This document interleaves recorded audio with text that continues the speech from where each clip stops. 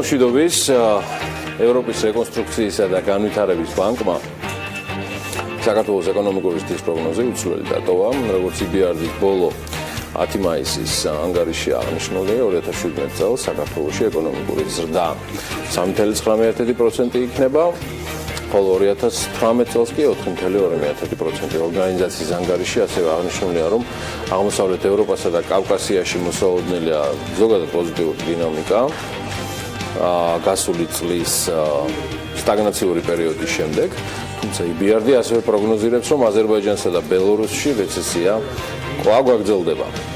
რეგიონის საშუალო ეკონომიკურ ზრდას EBRD 2017 წელს 1.1%-ს მოიაზრებს, რაც თითქმის ორჯერ მეტია შარშანდელ პროგნოზთან დაკავშირებით.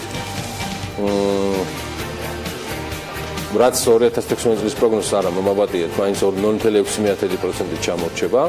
რეგიონში 2017 წელს ყველაზე მაღალი ეკონომიკური ზრდა საქართველოშია მოსალოდნელი, შემდეგ მოდის მოლდოვა 3%-ით, თურქეთი 2.6%-ით და სომხეთი 2.5%-ით. უკრაინაში 2%-იან დასაოლდებიან, ბელორუსში და აზერბაიჯანში კი უარყოფითი ზრდა ფიქსირდება. აქ კლებასთან გვექნება, აქ ვერცერთ შემთხვევაში ზრდა ვერ იქნება და პირიქით ელიან ეკონომიკური ზრდის შენელებას დაახლოებით 0.5%. რუსეთში EBRD 1.1%-იან დასაოლდება, თუმცა 2014 წელს სანქციების გამო შეჩერებული დაფინანსების აღდგენას არ აპირებს არც ამ წელს რუსეთში და შესაბამისად EBRD-ის თანამონაწილეობა რუსეთში განხორციელებულ პროექტებთან დაკავშირებით მესამე წელიწადია რაც შეჩერებულია. პროგნოზებში მაინც პირველი ვართ რეგიონში, დარწმუნებული ვარ და დიდი იმედს გამოვთქვა, რომ საბოლოო შედეგითაც და ფაქტიური მონაცემებითაც რეგიონშიც და მალე ზოგადად ყველას ვაჯობებთ. აი ეკონომიკური ზრდის მაჩვენებელი რომ მაღალი უნდა იყოს, ეს ყველამ ნამდვილად კარგად ვიცით, სრულიც მაგარია და საქმეც მნიშვნელოვანი. აი მიზანი ამართლებს თუ არა ყოველთვის საშუალებას, ამაზე მთელი ძელობა შეიძლება და სხვა დროისთვის გადავდოთ. მოდი დილიდან გუშინდელ მთავარ თემას კიდევ ერთხელ გამოეხმაურები. ფაურიანი და მძიმე დღეც ჰქონდა. გუშინ წინ ღამე საკმაოდ რთული ვითარება შეიქმნა სახნაშირის კუთვნილ მაღაროში, სადაც 4 მეშახტე დაიღუპა. უბედური შემთხვევიდან რამდენიმე საათში დაწყებული აქციები და დაკავებით დაცვლებული პროტესტი ილია ლეჟავა, გოგა ბრეგვაძე და რამაზ მამიაშვილი სასამართლო დარბაზიდან სასამართლოს დაწყებამდე გათავისუფლდნენ და სხდომა 19 მაისს შედგება. დაკავებები მეტი არ ყოფილა, ხმაური და ხელისუფლების მიმართ ადრესირებული ბრალდებები კი საკმარისზე მეტი იყო. თან ძალიან ბევრი. სამართლიანიც და უსამართლოც. გონიურულიც და ყოველგვარ გონს მოკლებულიც, სადაც ჭარბობდა ემოცია. ითხოვენ და კონკრეტულ გეგმაზე არავინ არ საუბრობს. ითხოვენ და შედეგებზე არაფერს ამბობენ. ითხოვენ და კონკრეტულად რისი მიღება გსურს, ამაზე ჯერჯერობით გაურკვეველია საბოლოო შედეგი. იყო განცხადებები იმის თაობაზეც, რომ საჭიროა შრომის ინსპექცია, 4 ადამიანის სიკვდილით დასრულებული შემთხვევების მსგავსი რაღაცა პრეცედენტული საქმე, ნულოვანი ტოლერანტობის მომთხოვნებს დღეს მოქმედი კანონმდებლობის მოქმედების შედეგი არ აკმაყოფილებთ, არც მისი უმკაცრესი ზომა. სამუშაო წარმოებისა და უსაფრთხოების წესების დარღვევისთვის გათვალისწინებული რეგულაციების დარღვევის გამო ბოლო 4 წელში 260 საქმე აღძრული, 60 გამომტყუნებელი განაჩენი დასრულდა. არც ერთ შემთხვევაში ვინმეს პატიმრობის განაჩენი არ დამდგარა. საქართველოს პროფკავშირები ხელისუფლებას დასაქმებულთა გაერთიანების მიერ მომზადებული რეკომენდაციების შესაბამისი შრომის ინსპექციის დაუყოვნებლივ შექმნისკენ მოუწოდებს და უახლოეს დღეებში გადაწყვეტილების სპეციალური ბრძანებით გამყარებასა და გამოქვეყნებას ითხოვს.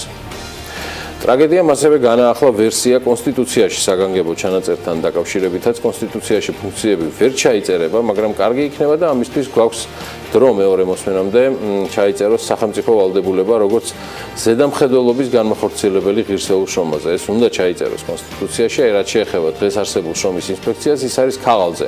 მხოლოდ და მხოლოდ როგორ წარმოგიდგენიათ შრომის ინსპექცია, რომელიც შემოწმებაზე მხოლოდ იმ შემთხვევაში შედის, როდესაც მას იწვევს დამსაქმებელი. ეს არის აბსურდი.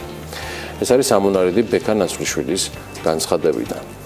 იგი პარლამენტარი გახდა სოციალ-დემოკრატიული პარტიის წარმომადგენელი და ერთ-ერთი ლიდერი.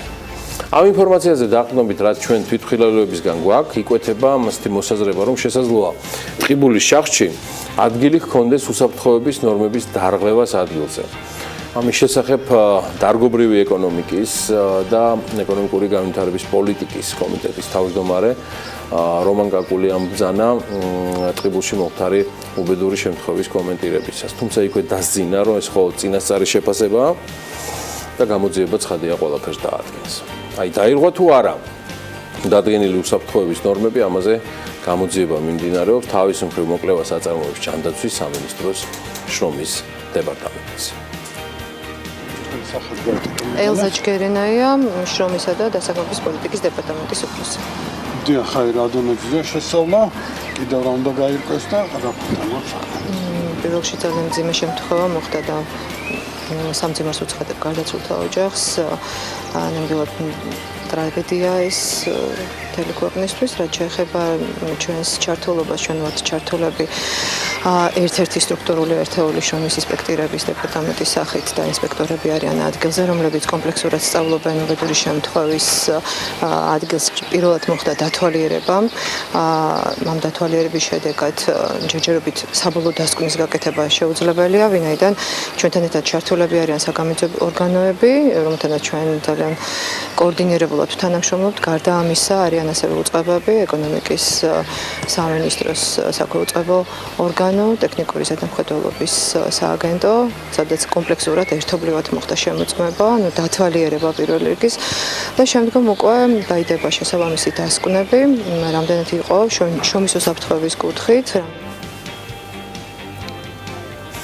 პირველად მოკვლევასთან ერთად ადგილზე ჩავიდა ეკონომიკის მინისტრიც გიორგი გახარიას პოზიცია ბევრი სხვა საჯარო გამოსვლელის კომენტარისგან განსხვავებით საკმაოდ თავშეკავებული და მოზომელი გახდათ.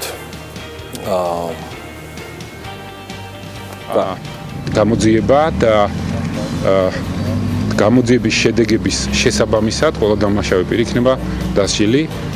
დღეს ალბათ არ არის ის მომენტი, როდესაც ჩვენ აქ უნდა ვეძებოთ ტყუალმართალები, აქ არის მომენტი, როდესაც ამ ქალაქს მაღაროელებს უნდა დაუდგეთ გვერდით და მაქსიმალურად გავაკეთოთ ყველაფერი, რომ ამ ოჯახის წევრებმა და ამ მაღაროელების საზოგადოებამ ეს ტრაგიკული დღე და ტრაგიკული მოვლენა, რაც შეიძლება შეუმსუბუქოთ ეს ტკივილი. მიზეზი უნდა დადგინდეს, იყო თუ არა დანაშაული, ეს უნდა დადგინდეს. ფაქტი ერთია, გარდაცვლილია 4 ადამიანი და ძირითადი მინიშნებები კეთდება იმაზე, ქვეყანაში არ არსებობს შრომის ინსპექცია, თუმცა მეორეს მხრივ ჩდება კითხვა, არის თუ არა მხოლოდ შრომის ინსპექცია გამოსავალი. რამდენად ეფექტურია აღსრულება თუნდაც დღევანდელი კანონმდებლობისა, თუმცა ამაზე საუბარი არ მიდიოდა მათ შორის არც სახალხო დამცველის ოფისში, პირადად სახალხო დამცველმა კვლელები უწოდა ყველას, ვინც ეფექტიანი შრომის ინსპექციის შექმნას ეწინააღმდეგება. ვინც ეწინააღმდეგება ეფექტური შრომის ინსპექციის შექმნას მთავრობაში, პარლამენტში, საკონსტიტუციო კომისიაში თუ სხვაგან, თქვენ ხართ მკვლელები. ეს სიმართლეა, ჩვენ 4 წელია მოვიქცევთ შრომის ინსპექციის შექმნას და უბრალოდ სირცხვილია მეგობრებო. ეს არის ამონარიდი უჩან ანუაშვილის სოციალურ ქსელში გაკეთებული განცხადებიდან. მე მესმის ემოციები, მაგრამ კორექტულობა არ უნდა დავივიწყოთ. პასუხი დააბრუნა ჯანდაცვის კომიტეტის თავმჯდომარე მაკაგისოვიძემ სახალხო დამცველის განცხადებაზე, რომელმაც მკვლელი უწოდა ყველას, ვინც ეწინააღმდეგებოდა ეფექტური, განგრევად ეფექტიანი შრომის ინსპექციის შექმნას. მოკლედ, რომ გადავიაროთ, ესეთი ნებათაღელვა იყო გუშინ. ადგილზე მუშაობდა ქართული მედიის სრული წარმომადგენლობა. თემა საკმაოდ საინტერესოა და აქ სრულად უადგილოა ვინმე დაყო მემარცხენე ან მემარჯვენე შეხედულებების. ფაქტია, რომ უნდა ვიპოვოთ გამოსავალი და ფაქტია, რომ ეს არ უნდა ხდებოდეს ბიზნესის და ინვესტიციების საკმაოდ მომრავლებული დემონიზაციის თუ სხვადასხვა რიტორიკის ანგნებობ ნარატივის ფონზე. ისე ამასობაში გამახსენდა, რომ დღეს ძალიან საინტერესო ქალების ნარატივი გელით, მიუხედავად იმისა, რომ მანცალაღიძე ყოველ სტაბილურად კარგად ემზადება თავისი გადაცემისთვის, დღეს მას ასევე კვლავ გამორჩეული სტუმრები ყავს. ნინო ჭიბლაძე, კალფის ვიცე-პრეზიდენტი და სალომე მოისრაფიშვილი, გერმანიის შემნახველთა ბანკის ფონდის ხელმძღვანელი საქართველოში. მოკლედ, საკმაოდ საინტერესო ქალების ნარატივი კელით. ეს ისე ნარატივიდან ნარატივზე გადასასვლელად. ხო, ეხლა უნდა იფიქროს კაცმა, ვიდრე ანა ვაპიაშვილზე გადახვალ და თან რო იცი რა აქვს პროლოგში მომზადებული, რა შესავალი გააკეთო და არც მეტი არც ნაკლები. მოდი ესე დავიწყოთ და მაინც რა არის ზეცა? არა, და მაინც რა ზეცა? ზეცა არც მაღლა, არც დაბლა, არც მარჯვნივ, არც მარცხნივ. ზეცა პირდაპირ იმ ადამიანის გულშია, რომელსაც სწამს. სალვადორ დალი. ანა, დილამშვიდობის. რატო სალვადორ დალი? ხო, აუხსნა. მე კიდევ ერთ ციტატას გავახსენებ დილიდან, პრინციპში ჩვენ მაყურებელს. მე ნორმალური ვარ, არანორმალურია ის, ვისაც არ ისმის ჩემი მხატვრობა, ის ვისაც არ აინტერესებს თუ რომელი საათია ჩემს გაწერილ საათებში. ისინი ხომ ზუსტ დროს აჩვენებენ. ამ სიტყვების ავტორიც სალვადორ დალია და დღეს ის იუბილარია. სალვადორ დალი მე-20 საუკუნის ერთ-ერთი ყველაზე ცნობილი და ეპატაჟური მხატვარი იყო და მისი სამყაროს ორიგინალური ხედვა გამოიხატა ყველაფერში, პრინციპში რაც მან შექმნა და არა მხოლოდ მხატვრობაში. ეს იყო ნახატები, ქანდაკებები, ინტერიერის დიზაინი, კინო, დალი მხატვრობისადმი ინდრეკილებად ჯერ კიდევ ბავშვებიდან გამოვლინდა და საკმაოდ აქტიურიც იყო ამ ნაწილში. ბლის ფიგერასის პეიზაჟი მან 8 წლის ასაკში დახატა და საფოსტო ბარათზეც განთავსდა. დალის ქსევები ყველას აკვირვებდა პრინციპში და ის გააგდეს მადრიდის ხელოვნების სამეფო აკადემიიდანაც, როცა ერთ-ერთ გამოცდაზე განაცხადა, რომ არავინ იქ მყოფთაგან არ იცოდა მხატვრობა ისე, როგორც თავად მან. 1945 წელს კი დალი გატაცებული იყო ფიზიკით, ატომების ურთიერთქმედება დიდად გაიტაცა მხატვარი და ბოლოში ამანაც პოვა პრინციპში ასახვა მის შემოქმედებაზე. ამ პრინციპით დახატა მან ატომური ლედა, სადაც არც ერთი საგანი არ ეხება ერთმანეთს. 1950-იან წლებში კი დიდი დაინტერესება გამოთქვა მან ქრისტიანული რელიგიისადმი და 1955 წელს შესაბამისად დახატა საიდუმლო სცერობა, სადაც გამოისახა ტრადიციული მომლოცველი ფიგურები. თქვენ წარმოიდგინეთ და სალვადორ დალი ჩუპა-ჩუპსის ლოგოს ავტორიც არის. 1979 წელს მან მოიფიქრა ყვავილის ფორმის ლოგოტიპი, რაც დღემდე შენარჩუნებული არის სწორედ ჩუპა-ჩუპსზე. მან შეთხზა ლოგოს არა გვერდიდან, არამედ მთლიანად მაღლიდან განთავსების იდეაც. 1979 წლიდან კი დააარსა საკუთარი მუზეუმი მშობლიურ ფიგერასში. მისი ჩანაფიქრით ეს ადგილი უნდა ყოფილიყო სურრეალისტური ლაბირინთი, სადაც თავს ცოტა არანორმალურად და რეალობისგან განცალკევებლად იგრძნობდა იქ ყოფი.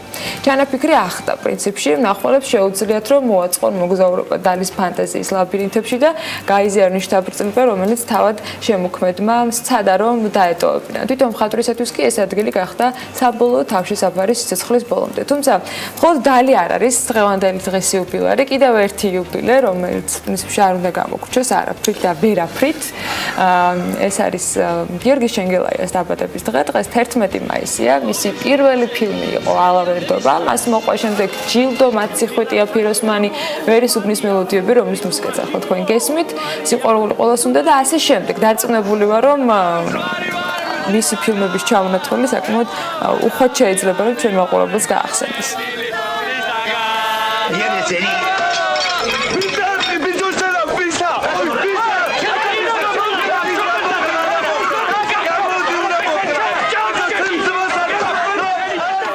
გიორგი შენგელაიას მართლაც გამორჩეულ რეჟისორს, რომელთან დაკავშირებულია არა მხოლოდ ჩვენი ბავშვობა, არამედ ყველაფერი, ის განსაკუთრებული, ასე ვთქვათ, კინემატოგრაფია, რომლის შემქმნელი თავად გახლავთ, ეს იუბილარია და ცხადია, საქმიანი დილის, მთლიანად ბიზნეს მედია საქართველოს სახელით უერთდები და ულოცავ ბატონ გიორგის იუბილეს. კიდევ ერთ არის დღევანდელი დღე გამორჩეული. 11 მაისის მოვლენებთან დაკავშირებით მოკლე კალენდრის კოლაჟი უნდა ვნახოთ და მოდი გადავხედოთ, როგორი არის დღევანდელი დღის მნიშვნელოვანი თარიღები და მოვლენები.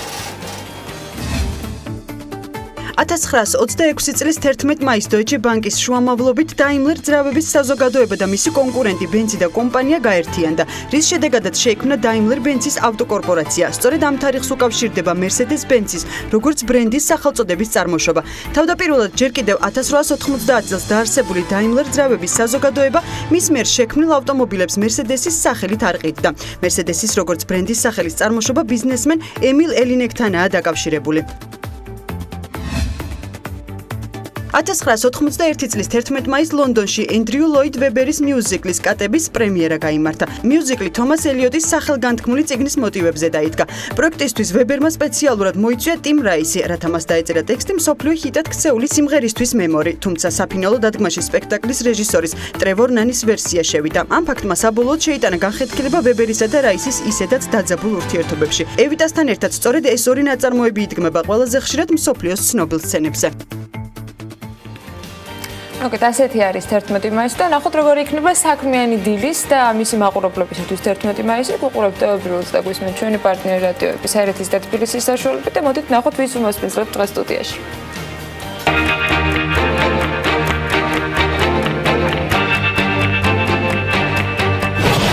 11 მაისის საქმიანი დაწყებისათვის დილიდან ზრუნავენ ირაკლი ღანდაშვილი ადვოკატთა ასოციაციის აღმასრულებელი საბჭოს წევრი, ზაზა აბაშიძე, ლევან თევდორაძის ფაქტმეტრის ანალიტიკოს მასპინძლობს, ჯორჯიან უოთერ ენდ ფაუერის სარეაბილიტაციო გეგმის ახალი ეტაპის შედეგებზე მამუკა ყიკალიშვილი ჯივიპის ოპერაციების მართვის დირექტორი ჩაგვეთვება. საბერძნეთიდან საგანგებო და სრულუფლებიანი ელჩი იოსებ ნანობაშვილი შემოგვიერთდება. ვიკა ქარდავას რუბრიკის სტუმრები იქნებიან სეულ დეველოპმენტის დამფუძნებელი და აღმასრულებელი დირექტორი ზურაბ მექვაბიშვილი. ამავე კომპანიის მარკეტინგის და გაყიდვების სამსახურის უფროსი ქეთი არველაძე. დილა უნდა იყოს საქმიანი და რა თქმა უნდა ტევ პირველზე. უბრუნდებით საქმიანი დილის რუტინას და ყოველდღიურობას. მადლობთ რომ გიყურებთ ტევ პირველზე და გვისმენთ რადიო ჰერეთის და რადიო თბილისის საშუალებით FM 103 და უკაცრავად FM 102 და 8 და 93 და 5. რამაზ სამხარაძე არ მომპატიებდა მორიგ შეცდომას. ეთერს უთმობ ანა ლაპიაშვილს, რომელიც ცხადია ბიზნესსა და ეკონომიკაზე დილიდან აგავსებთ ინფორმაციებით. იმედია საკმარისზე მეტად იქნება სამოტივაციო თქვენთვის, რომ მიხედოთ შემოსავლებს, რაც ერთმანეთ ყველაზე მეტად დაალაგებს თქვენს ყოველდღიურობას. ანა, კიდევ ერთხელ დილამშვიდობის. კიდევ ერთხელ დილამშვიდობის. გიორგი, მივესალმებით ჩვენს მაყურებელს. საინტერესო ამბების პირველი კოლეჯი გველოდება წინ, თუმცა ეს ყველაფერი არ არის. სულ რამდენიმე წამში ვართ ეთერში.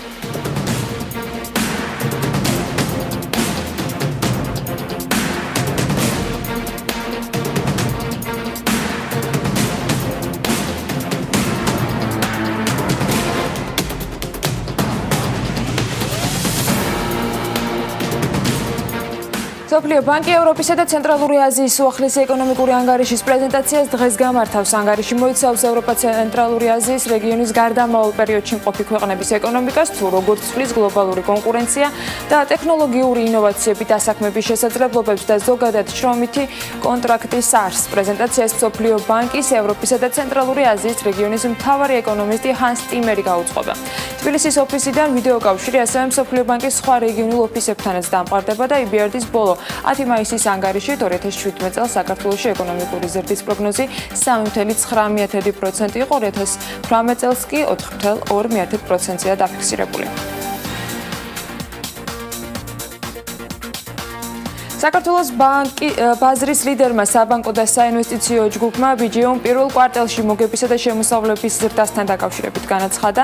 ძალისწულმა ქართულმა კომპანიამ წლის პირველ 3 თვეში 108.1 მილიონი ლარის წმინდა მოგება მიიღო. გადასახადების გადახდამდე კი მოგებამ შეადგინა 113.3 მილიონი ლარი, რაც წრიულ ჭრილში 17%-იან ზრდას გულისხმობს. კონსოლიდირებული კვარტალური შემოსავალი 299.9 მილიონი ლარი, ანუ დაახლოებით 94.8 მილიონი ფუნტია, ზრდა 37%-იანია. ისიც უნდა აღინიშნოს, რომ ამავე პერიოდში საბანკო ბიზნესიდან შემოსავალი წლიურად 20.2%-ით 221 მილიონ ლარამდე გაიზარდა, წმინდა მოგება კი 86.9 მილიონამდე. საინვესტიციო ბიზნესიდან შემოსავალი 114.9%-ით, ანუ 86.9 მილიონ ლარამდეა გაზრდილი და მოგებამ შეადგინა 21.2 მილიონი ლარი. BGO ჯგუფის გენერალური დირექტორის საომავლო მაჩვენებლების მიმართ პოზიტიურად არის განწყობილი და აღნიშნავს, რომ საქართველოს მაკროეკონომიკური ვითარების გაუმჯობესების მხარდაჭერით და ჯგუფის სტრატეგიული პრიორიტეტების განხორციელებაზე ფოკუსირებით მათ კარგი შესაძლებლობები ექნებათ. საქართველოს მთავრობამ ბანკებისაგან სხვადასხვა ვადით 50 მილიონი ისესხა, მათ მაისს ფინანსთა სამინისტრო სახაზინო ობლიგაციების 2 აუქციონი შედგა. ამ აუქციონებზე 2 წლის ვადიანობის 30 მილიონი ლარის და 182 დღიანი 20 მილიონი ლარის ფასიანი ქაღალდების შეძენა მოხდა. 2 წლიან ბონდებზე მინიმალური საპროცენტო განაკვეთი კი 7.9%-ით, მაქსიმალური კი 7.98%-ით განისაზღვრა. საშუალო შეწონილი იყო 7.97%-ით. კუპონური განაკვეთი კი 8% შეადგენდა. 182 დღიან ფასიან ქაღალდებზე კი მინიმალური საპროცენტო განაკვეთი იყო 7.5%-ით, მაქსიმალური 7.22%-ით შეადგენდა. საშუალო ამ შემთხვევაში 7.153% განისაზღვრა. საკონსტიტუციო სასამართლო არაალკოჰოლური სასმელების მწარმოებელთა სარჩელის განხილვას დღეს 11 საათზე იწყებს. მოსარჩელე მხარეებია შპს IDS ბორჯომი, ბევერიჯის კომპანია, შპს კოკაკოლა ბოთლეს ჯორჯია, წყალი მარგებელი, კასტელ ჯორჯია, მოპასუხე კი საქართველოს პარლამენტი, საქართველოს ფინანსთა სამინისტრო არიან. მოსარჩელეები მოითხოვენ გაუქმდეს არააქციზური საქონლის სავალდებულო მარკირების დამდგენი ნორმატიული აქტები, რომლებიც ეწინააღმდეგება საქართველოს კონსტიტუციას, წარმოშობს უსაფუძვლო ფინანსურ ტვირთს და ლახავს საკუთრების უფლებას. წარმოებლები რამდენიმე მიმართულებით ჩიოდნენ, თუმცა საკონსტიტუციო სასამართლომ წარმოებაში მიიღო სარჩელის მხოლოდ ის ნაწილი, რომელიც საქართველოს საგადასახადო კოდექსის 192 მუხლის კონსტიტუციურობას შეამოწმებს. უალკოჰოლო სასმელების მწარმოებლებმა საკონსტიტუციო სასამართლოს საჩივრით 2015 წლის დეკემბერში მიმართეს. Georgian Airways-ის ფლოტს კიდევ ერთი თვითმფრინავი ემატება, ამჯერად საუბარია Embraer 190 ტიპის საჰაერო ხომალდის შემოყვანაზე. ფლოტის გაძლიერებას კომპანიაში ახალი მიმართულებების ათვისებით ხსნიან, ლიზინგით შემოყვანის შემდეგ ეს ტიპი Georgian Airways-ის მე-7 ხომალდი იქნება.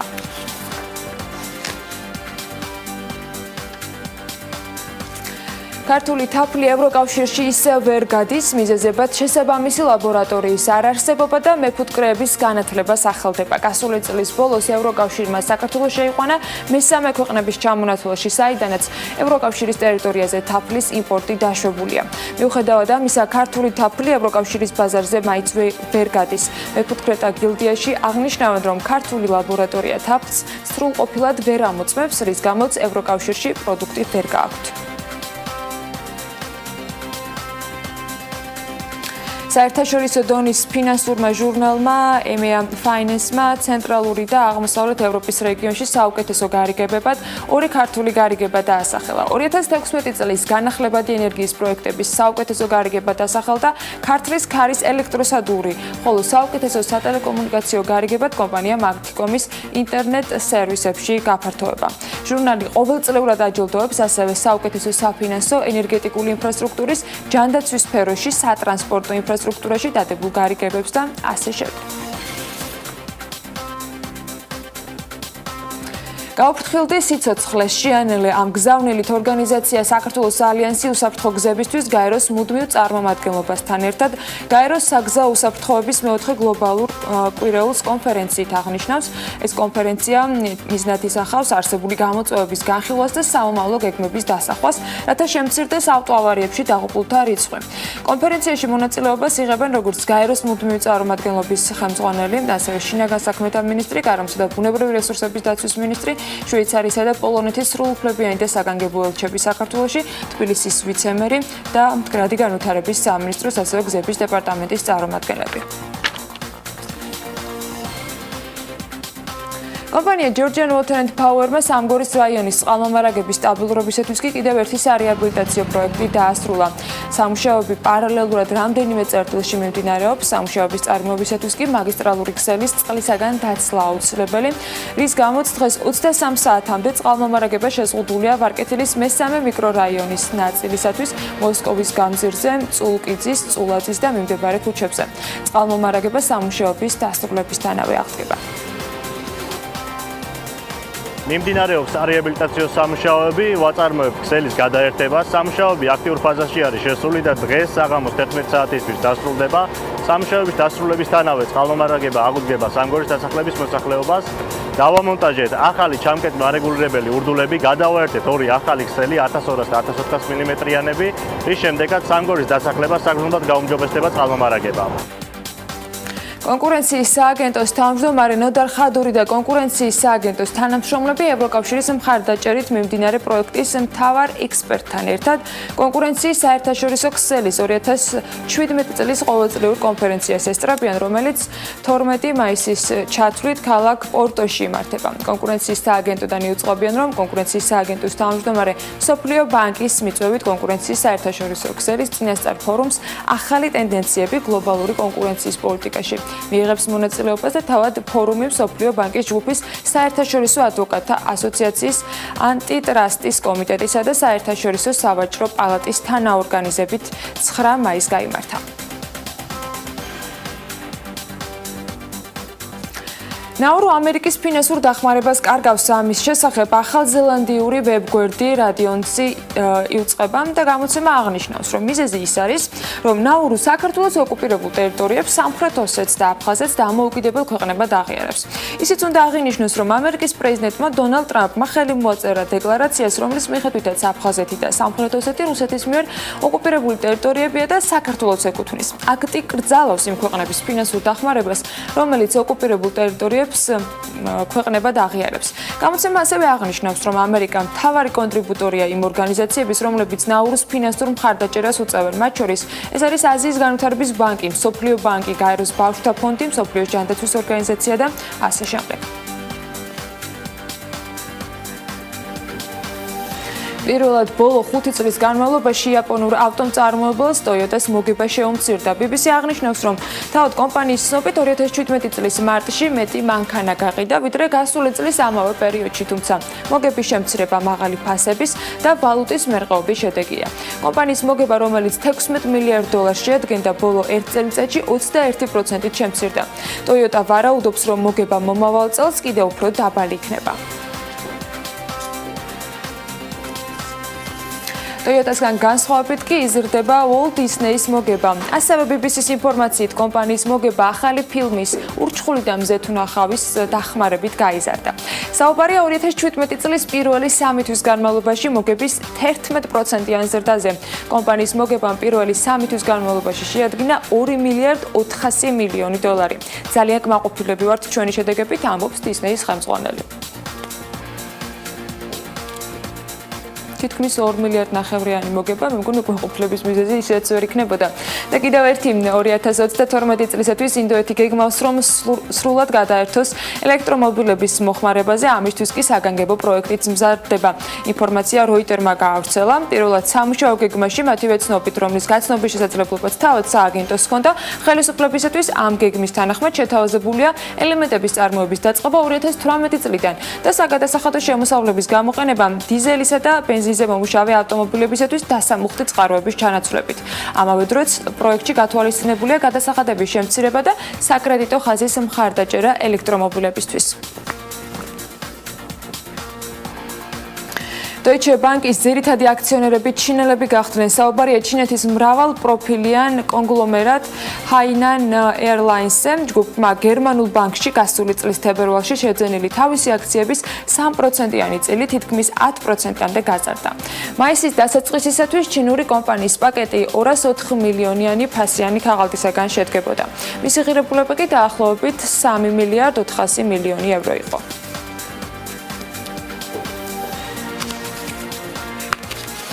კომპანია Microsoft-მა ახალი ლეპტოპი წარადგინა. Surface და Surface Pro ჰიბრიდული ლეპტოპებია, რომლებიც ტაბლეტებადაც შეგვიძლია გამოვიყენოთ. Surface ლეპტოპი ეს არის მარტივი დიზაინის მოწყობილობა, რომელიც მინიმალისტურ სტილშია გადაწყვეტილი და მას აქვს დაახლოებით 13.5 დიუმიანი ეკრანი და კანტარას ზედაპირი კლავიატურის დაფაზე.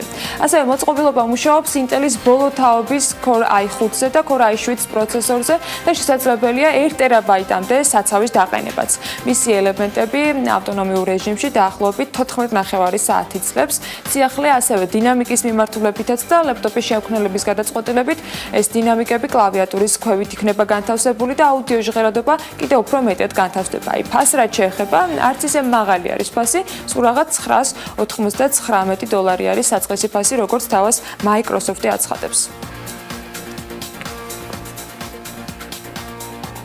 ახლა კი დღევანდელ დღის წესრიგს უნდა გადავხედოთ. 10 საათზე იწყებს დღეს ვიცე-პრემიერი ენერგეტიკის მინისტრი კახაკალაძე და ის შეპესეს საქართველოს გაზის ტრანსპორტირების კომპანიის გენერალურ დირექტორ ირაკლი ბენდელიანთან ერთად კასპიის მუნიციპალიტეტის სოფელ წინარეხში ახლად აშენებულ გაზ-გამანაწილებელ ქსელს დაათვალიერებს. 11-ის ნახევარზე კი პარლამენტში ადამიანის უფლებათა დაცვის და სამოქალაქო ინტეგრაციის კომიტეტში გაიმართება საქართველოს დემოგრაფიული საზოგადოება 21-ის მიერ წარმოდგენილი საკანონმდებლო წინადადების განხილვა, რომელიც შეეხება ჯანმრთელობის დაცვის შესახებ საქართველოს კანონში ცვლილების შეტანას.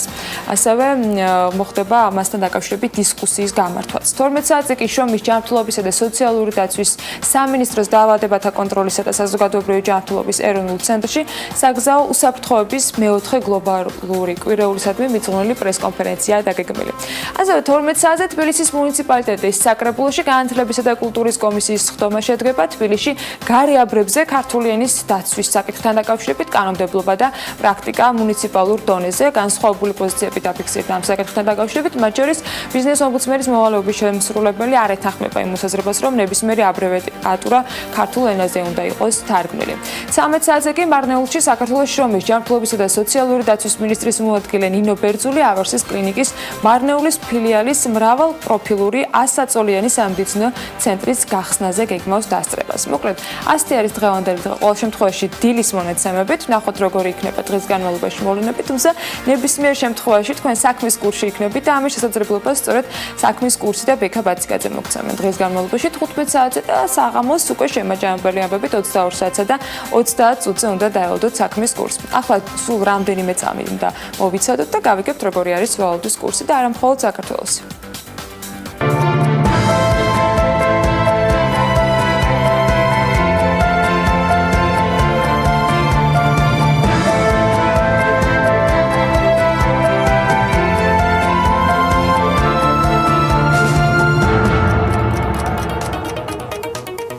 ვალუტის მიმართულებითაც მეტნაკლებად პოზიტიური დღეა.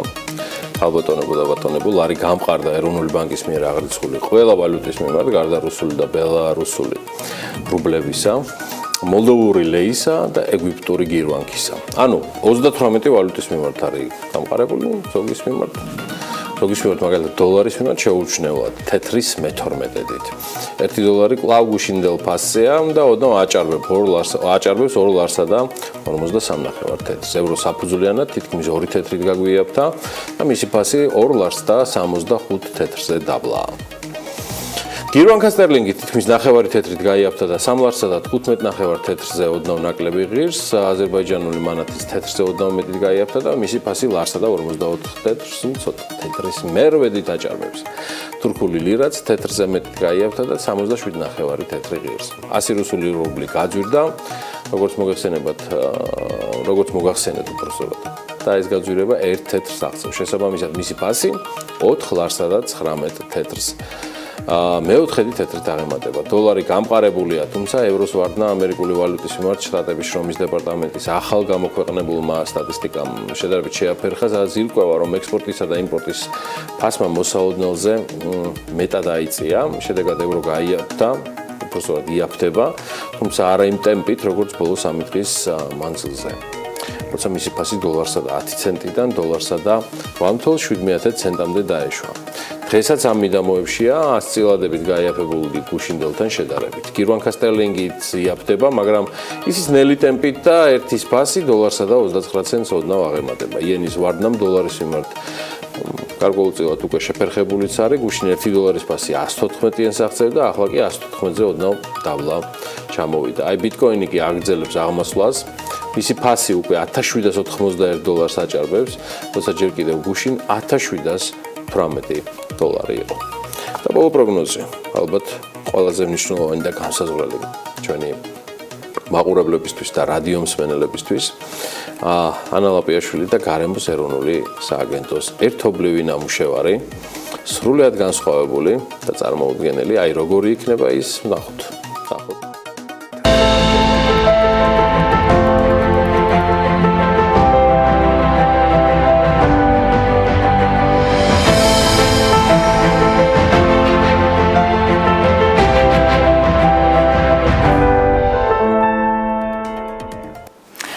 სამოს ეროვნული სააგენტო იტყობინება, რომ ამინდის საქართველოში განპირობებულია ამიერკავკასიის ჩრდილოეთიდან მოქმედი ცივი და სამხრეთიდან გავრცელებული შედარებით თბილი და ნოტიო ჰაერის მასების ურთიერთქმედებით. საქართველოში მოსალოდნელია დროგამშვიდობითი ღრუბლიანობის მომატება, უმეტეს რაიონში ხანმოკლე წვიმა და ზოგან შესაძლებელია ძლიერადაც იწვიმოს და იყოს ელჭექიც. აღმოსავლეთში სიტყვასაც კი ვარაუდობენ. ზოგან იქროლებს დასავლეთის მიმართულების ქარი. მოკლედ დილიდან წვიმს და იწვიმს ყველა ქალაქში, რომელთან დაკავშირებითაც ახლა ტემპერატურულ მაჩვენებლებს გაგაცნობთ, რომელსაც დღეს ველოდებით. სოხუმში 15 გრადუსი იქნება და თანაც ელჭექი და წვიმა ერთად. ბათუმშიც იწვიმებს ელჭექით იქნება ეს წვიმა გამოხატული და 16 გრადუსამდე გათბება ჰაერი, ისევ როგორც ქობულეთში. ქუთაისში 18 გრადუსი იქნება, ზუგდიდში 16 გრადუსი დაფიქსირდება, ოზურგეთში კი 17. ონში ისევე როგორც სხვა უკვე ჩამოსვლილ ქალაქებში წვიმა მოსალოდნელი და 13 გრადუსი იქნება დღის განმავლობაში, გორში 18 გრადუსამდე გათბება ჰაერი, ცხინვალში კი 17 გრადუსი დაფიქსირდება მაქსიმალური ტემპერატურა. მარნეულში 20 გრადუსია მოსალოდნელი, რუსთავში 21, ახალციხეში 17 გრადუსამდე გათბება ჰაერი და ბორჯომში 16 გრადუსი იქნება მაქსიმალური ტემპერატურა.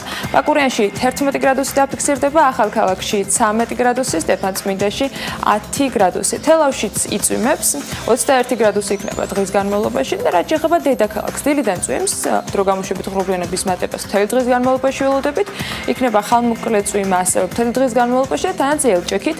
ჩრდილო-დასავლეთის ქარი იქროლებს 10-15 მეტრი წამში, ეს არც ისე მაღალი მაჩვენებელია, თუმცა მერე გაიზრდება ხანდახან 17-22 მეტრი წამს იჩქარემდე და არის მაქსიმალური ტემპერატურა იქნება 20 გრადუსი. მოკლედ გაზაფხულის ყალობაზე საკმაოდ ცვალებადი ამინდები გვაქვს უახლოესი წარსულის და მომდევნო დღეების განმავლობაში. ეს ძალიან მაგარია, მაგრამ მე მაინტერესებდა, ვიდრე მორიგიტი ხარიგავა SEO development-ის პოლიტიკოსკაიას ქუჩასთან დაკავშირებით მენდა შენ კიდევ გვექნება ეს ამ გადაცემაში საუბარი, მაგრამ ძალიან მოკლედ ვიდრე რეკლამაზე გავალთ SEO development-ის იმ მშენებლობაზე, რაც მეთქი, რომელიც არც თუ ისე შორს არის შენი სახლიდან. თითქმის აშენებული კორპუსის დღევანდელი ხედი წვიმიანი იყო, ისევე როგორც დედაქალაქის სხვა ყველა მიმართულებით. როგორი ამინდია პოლიტიკოსკაიაზეც წვიმდა დიდიდან. ქუჩაზე, სადაც მიმდინარეობს სწორედ SEO development-ის. ამ დროისთვის არ ვიცი, მაგრამ დილით ნამდვილად წვიმდა და მშენებლობის პროცესიც წვიმაში გრძელდებოდა, ესეც დადასტურებით შეგვიძლია. რა პროცესი გრძელდება? რა თქმა უნდა, გრძელდება. რა თავარია SEO development-ი ჩვენთან ერთად არის. გელით ჩვენთან წამყვანების ტრადიციულ ლოკაციაზე, ძირითად ლოკაციაზე, ჩვენ მალე გავალთ რეკლამაზე, გვიყურებთ ტელევიზორზე, თქვენთვის მაუწყებლობთ რადიო ჰერეთის და რადიო თბილისის საშუალებით 102 და 8 და 93 და 5. დროებით.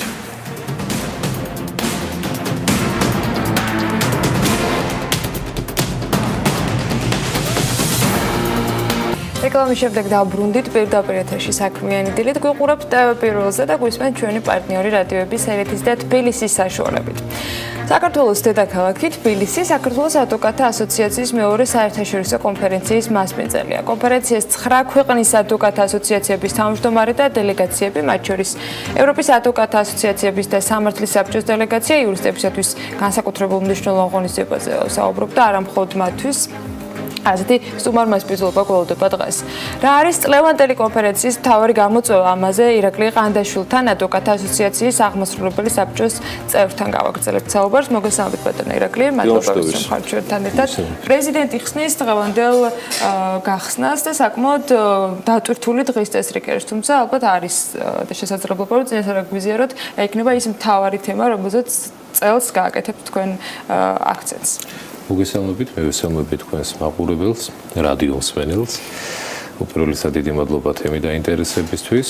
მართლაც 12 და 13 მაისს საქართველოს ადვოკატთა ასოციაცია მასპინძლობს მეორე საერთაშორისო კონფერენციას, რომელიც გახლავთ საქართველოს, ბალტიის და დსთ-ის ქვეყნების ადვოკატთა ასოციაციების სამიტი.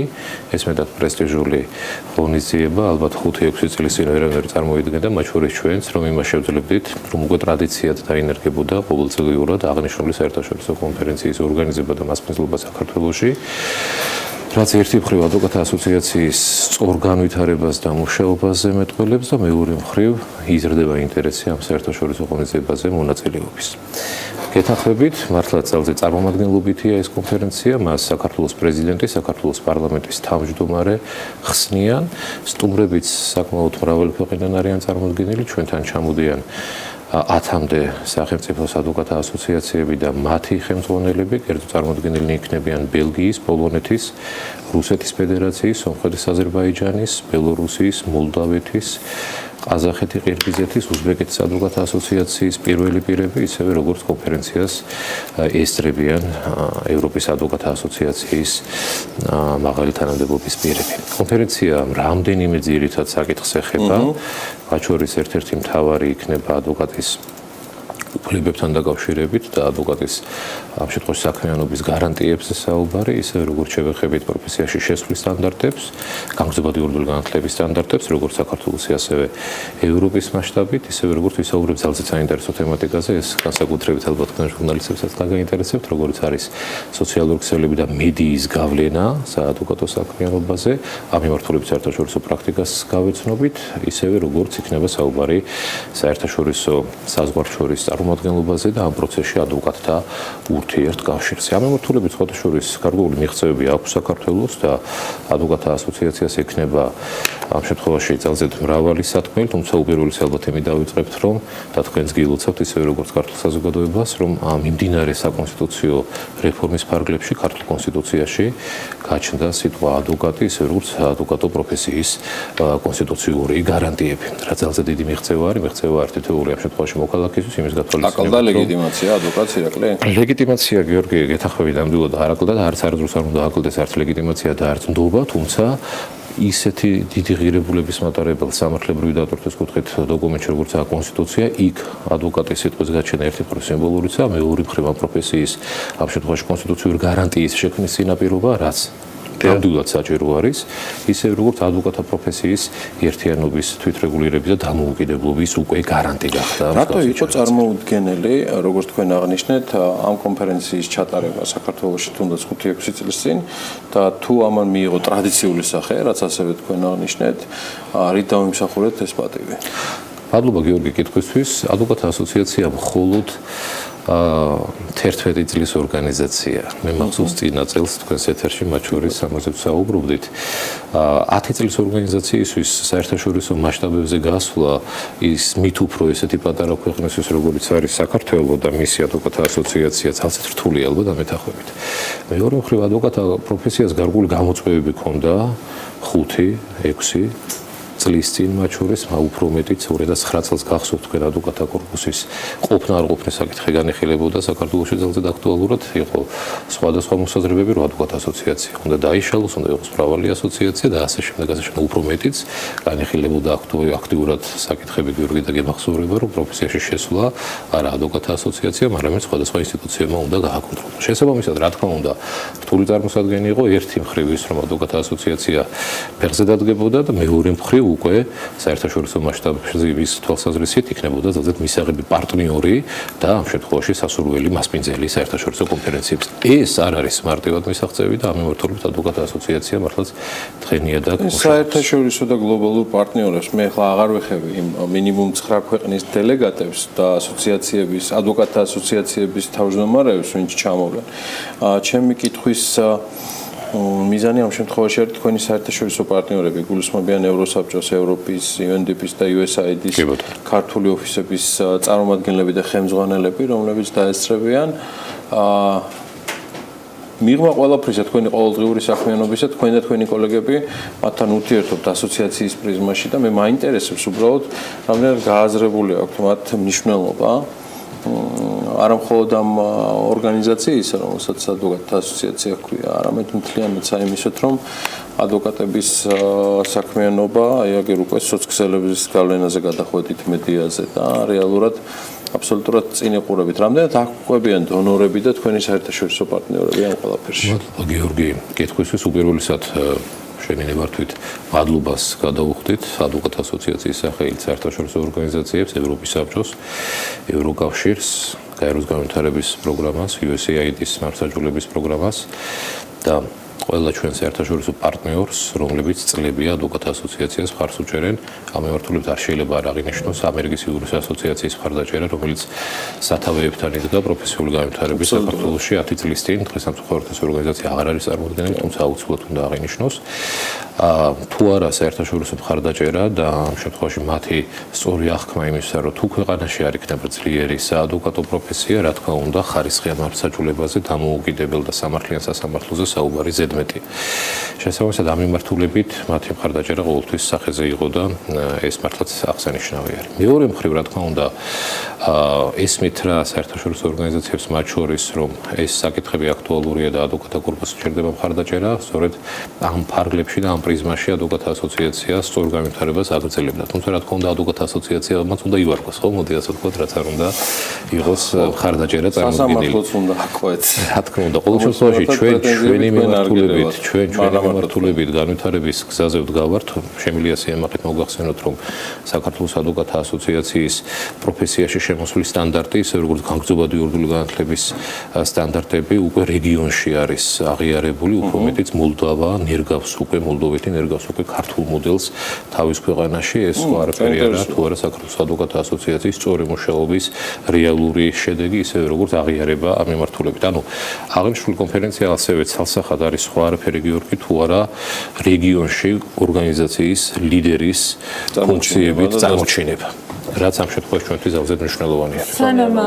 სანამ დავასრულოთ, ძალიან მოკლედ მინდა რომ მივიღო პასუხი. თქვენ ახსენეთ ის სიახლეები, რომლის გაზიარებებს გეგმოთ ამ კონფერენციის ფარგლებში, სოციალური ქსელების გავლენა სამართლის ამ სფეროს წარმომადგენლების ნაწილზე. ქართული პრაქტიკა საერთოდ რას მოიცავს? ანუ ვიცოდი რომ დაინტერესდებოდ. მოლოდინი როცა რაღაც არსებობს, თქვენ რა პრაქტიკა აქვს? კეთილი, მოდით ინტრიგაც დავთავოთ. შესაბამისად კონფერენციის შემდგომად შეგვიძლია შევაფასოთ ეს ყოველი, თუმცა რას გულისხმობ ამაში მეგობრებო, ჩვენ სწორედ დღის ეს რიგში ამ საერთაშორისო კონფერენციის შევიყვანეთ ეს საკითხი, ისევე როგორც აღნიშნულთან დაკავშირებით ევროპის ადვოკატთა ასოციაციების ექსპერტი იქნება მოხსენებელი და სწორედ მათ შორის არ მხოლოდ უცხოეთისგან ჩამოსულ სტუმრებს ახლად 40-მდე დელეგატი გვეყოლება, არამედ ქართულ ამ შემთხვევაში კონფერენციაზე დამსწრე იურიდიული პროფესიის წარმომადგენლებსაც გვინდა გავაცნოთ ის საერთაშორისო სტანდარტები, რაც არის ამ მიმართულებით სოციალური ქსელებისა და მედიის კუთხით და ადვოკატის ურთიერთკავშირთან დაკავშირებით, იმიტომ რომ დღევანდელი რეალობით საქართველოში ეს ახალი ხილია, ახლა ვითარდება და იმისთვის რომ ეს სწორად დაინერგოს, ჩვენ გვჭირდება საერთაშორისო გამოცდილების ამ მიმართულებით გაზიარება და იმეც ვიტოვებ, რომ იქნება წარმატებული კონფერენცია, ისევე როგორც ეს დადებითი ტრადიცია, რასაც უკვე მეორე წელია ჩვენ მივყვებით, გაგრძელდება მომავალში. ხვალდაზე საკმაოდ საინტერესო კონფერენციას მასპინძლობენ ქართველი ადვოკატები, საქართველოს ადვოკატთა ასოციაცია. ირაკლი ბრძანა კიდეც სავარაუდოდ რა იქნება მონაგარი ამ თემისა. დიდი ალბათობით გახდება ჩვენი ინტერესის თემა. ირაკლი ყანდაშვილი გსტუმრობდა დილიდან საქმიან დილაში. მადლობა მას, რომ გაგვიზიარა სიახლეები ხვალინდელ კონფერენციაზე, რომელიც მხოლოდ ხვალ არ გაგრძელდება, არამედ საუბარია ის, რომ 13 მაისსაც გააგრძელებენ მის განხილვებს. ეხლა მარიამ ადამიანთან გადავინაცვლოთ. არის თორე შანსი იმის, რომ მოახლოეს მომავალში შრომით ბაზარზე ადამიანები რობოტებმა ჩაანაცვლონ. ეს არის თემა, რაზეც დღეს მარიამ გაგვესაუბრება, გამწოვდება თუ არა უმუშევრობის პრობლემა მთელ მსოფლიოში და როგორ უნდა მოემზადოს სახელმწიფო და სახელმწიფოები როგორ უნდა მოემზადონ იმისთვის, რომ სამომავლო დანაკარგები მაქსიმალურად აერიდონ. უკვე თავად მარიამ ისაუბრებს ამ საკითხზე, რომელმაც საკმაოდ საინტერესო თემა მოგვიმზადა. მარიამ, დილა მშვიდობის რამდენად დგას მსოფლიო ამ საფრთხის წინაშე? ანა, დილა მშვიდობისა. ვინ მოიგებს ბრძოლას შრომის ბაზარზე უახლოეს მომავალში, ჩვენ ადამიანები თუ რობოტები? გამომდინარე იმ ფაქტიდან, რომ რობოტები დროისა და ენერგიის საკმაოდ დიდ ეკონომიას აკეთებენ, ჩნდება კითხვა, საჭირო იქნება თუ არა ადამიანის მუშაობა, თუ კი რობოტები მთლიანად ჩაგვანაცვლებენ და უკვე ამ შემთხვევაში როგორ განვითარდება ქვეყნის ეკონომიკა. დღეს მსოფლიო სამრეწველო რევოლუციის მეოთხე ფაზაშია, თუმცა არც ისე შორია მეხუთე ეგრეთ წოდებული ციფრული ერა, რომელიც დასაქმების მიმართულებით, ინოვაციებისა და სიახლეების მომტანი ნამდვილად იქნება. თუ კი რიცხვებს გადავხედავთ, მაგალითად ევროპაში დღეისათვის 10-დან 7 დამსაქმებელი კადრის სამსახურში აყვანისას ინფორმატიკის მიმართულებით მიღებულ განათლებასა და ციფრული ტექნოლოგიების ცოდნას ითხოვს. მარიამ, იგივე სტატისტიკას თუ გადავხედავთ, საინტერესოა, რამდენად არიან ადამიანები თავად მზად იმისათვის, რომ ამ ახალ გამოწვევებს, თქვათ, შეებრძოლონ, ან როგორც შეიძლება ითქვას, ახალი გამოწვევები მიიღონ. ან როგორც ექსპერტები ამბობენ, ყოველ მესამე დასაქმებულ ევროპელს არ გააჩნია აღნიშნული უნარ-ჩვევები, ხოლო წინასწარი პროგნოზით უახლოეს მომავალში მაღალ კვალიფიციური შრომის 9% მთელს მსოფლიოში თანდათან მთლიანად ავტომატიზირებული იქნება. ინოვაციების გავლენა კი ყოველი მეოთხე თანამშრომლის სამსახურის ცვლილების მიზეზი გახდება. იმ დროს, როდესაც მთელი მსოფლიო უმუშევრობის მაღალი მაჩვენებლის პრობლემის წინაშე დგას, კვალიფიციური კადრების ნაკლებობა არანაკლებ პრობლემად სახელდება. შედეგად კი პროფესიული ჰორიზონტების გაფართოება და ადამიანების მიერ ახალი ტექნოლოგიების ათვისება სასიცოცხლოდ მნიშვნელოვანი ხდება, განსაკუთრებით კი ახალგაზრდებისათვის, რომლებიც დღესდღეობით უმუშევრები არიან ან დღის ნახევარ განაკვეთზე მუშაობენ. დღესდღეობით ევროპაში 232 მილიონზე მეტი ადამიანია დასაქმებული, მსგავსი მაჩვენებელი კი შეიძლება ითქვას, რომ არასოდეს ყოფილა. პროფესიების უმრავლესობა ახლაც და უახლოეს მომავალშიც ცხადია ტექნოლოგიურ ცოდნაზე იქნება დაფუძნებული. დღესდღეობით ევროპელთა 40% საბაზო განათლებაც არ აქვს ამ მიმართულებით, ასე რომ სასწავლი კიდევ ბევრი გვაქვს. მათ კი, ვისაც მაღალი კვალიფიკაცია აქვთ, მოუწევთ საკუთარი რეზიუმეს შეცვლა და შრომით ბაზარზე თავის ახლებურად წარმოჩენა. ეს ეხება არა მხოლოდ ახალგაზრდებს, არამედ ჩემი თაობის ადამიანებსაც. მთელი მსოფლიოს მასშტაბით საჭირო განათლების გარეშე მომავალში დასაქმების შანსი კიდევ უფრო შემცირდება, ხოლო დაბალკვალიფიციური კადრების საათობრივი ანაზღაურება მინიმუმ 8%-ით დაიწევს. ეს ყოველივე ცხადია გამოიწვევს უმუშევრობის მაჩვენებლის ზრდას, რომელიც განსაკუთრებით გაიზრდება იმ ქვეყნებში, რომლებიც მათ კვალიფიციური სამუშაო ძალის მომზადებაში საჭირო ინვესტიცია არ განახორციელეს. სწორედ ამიტომ იმისათვის, რომ ხვალინდელი დანაკარგი ავიცილოთ თავიდან, საჭიროა დღეიდან დავიწყოთ მზადება. ამის კარგ მაგალითს კი გერმანია გვაძლევს, რომელმაც დროს გაუსწრო და დღესვე დაიწყო მომავლის რობოტიზაციისთვის მზადება, მათ შორის არის კომპანია Audis. სამუშაო პროცესი როგორც ადმინისტრაციული მიმართულებით, ასევე ოფისებში და ქარხნებში მაქსიმალურად გადასულია ციფრულზე. რევოლუციური ცვლილებები ჩვენს კომპანიაში უკვე დაწყებულია, სამომავლოდ უკვე აპრობირებული მეთოდის ცხოვრების სტილში გადასვლას გეგმავთ. შედეგად ადამიანებს უფრო მეტი თავისუფალი დრო და ენერგია რჩებათ. აუდში მომუშავე რობოტები დღეს უკვე აღარავის უყურს. აქ ყოველდღურად 600,000-ზე მეტი ავტომობილი იქნება, რომელზეც რობოტიზირებული სისტემა შეუჩერებლად 24 საათის განმავლობაში მუშაობს. თუმცა როგორც ხელმძღვანელობა აცხადებს, ეს მხოლოდ დასაწყისია და სამომავლოდ ციფრული ტექნოლოგიების სამყაროში წარმოების რაოდენობას კიდევ უფრო გააფართოვებენ. მიუხედავად ამისა, კომპანიაში დღეს 54,000-ზე მეტი ადამიანი არის დასაქმებული და არც ერთის გათავისუფლება არც დღეს და არც მომავალში არ იგეგმება. საბოლოოდ კი შეიძლება ითქვას, რომ მსგავსად გერმანიისა თუ კი ყველა ხელისუფლება თუ კერძო სექტორი წინასწარ დაიწყებს მომზადებას, სამომავლოდ შესაძლებელი გახდება დანაკარგის მაქსიმალურად შემცირება ბაზარზე. მადლობა მშვენიერს, მადლობა ჭკვიანს, მადლობა მარიამ ადამიანს, ეს ყველაფერი მას ეკუთვნოდა. მე მომწონს როგორც მუშაობს ის, თუმცა მინდა უფრო მეტი და მეტი რო ვაკეთოთ ერთად და ამისთვის ვართ ბიზნეს მედია საქართველო, რომელიც ყოველთვის შემოგთავაზებთ სიახლეებს და განვაახლებთ მაქსიმალურად ჩვენს ფორმატებს, სადაც მარიამის მსგავსი ნიჭიერი და აქტიური ადამიანები შეავსებენ და თქვენ დატკბებით ამ ეთერით. ეხლა დრო გავიდეთ რეკლამაზე. გმადლობთ რომ გვიყურებთ TV პირველზე. გმადლობთ რომ ხარს უჭერთ ამ ახალგაზრდა და საკმაოდ სწრაფად მზად არხს. და ასევე მადლობელი ვარ ჩვენი რადიო პარტნიორების FM 102 და 8 და 93 და 5. ვიცი რა რომ რადიო თბილისზე და რადიო ჰერცზეც ასევე ძალიან ბევრი მიმდევრები ყავს, არანაკლები ვიდრე სოციალურ ქსელებში. მალე დაგიბრუნდებით, რეკლამაც სწრაფად გაივლის.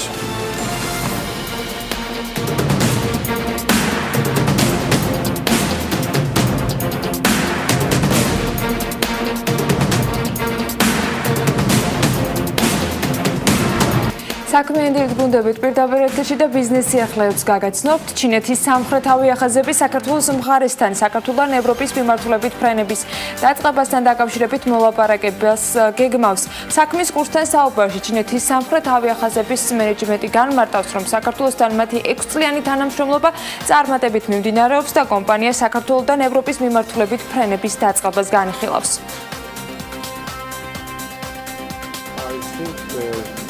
ფიქრობ, რომ საქართველოს ტერიტორიულად ძალიან სტრატეგიული ლოკაცია აქვს. ზრდა საქართველოს ბაზარზე არც ისე დიდია, რომ არ მოგატყოთ, თუმცა მაინც მოვახერხეთ და ამ 6 წლის განმავლობაში ფრენების სიხშირე ორ ქვეყანას შორის გავზარდეთ.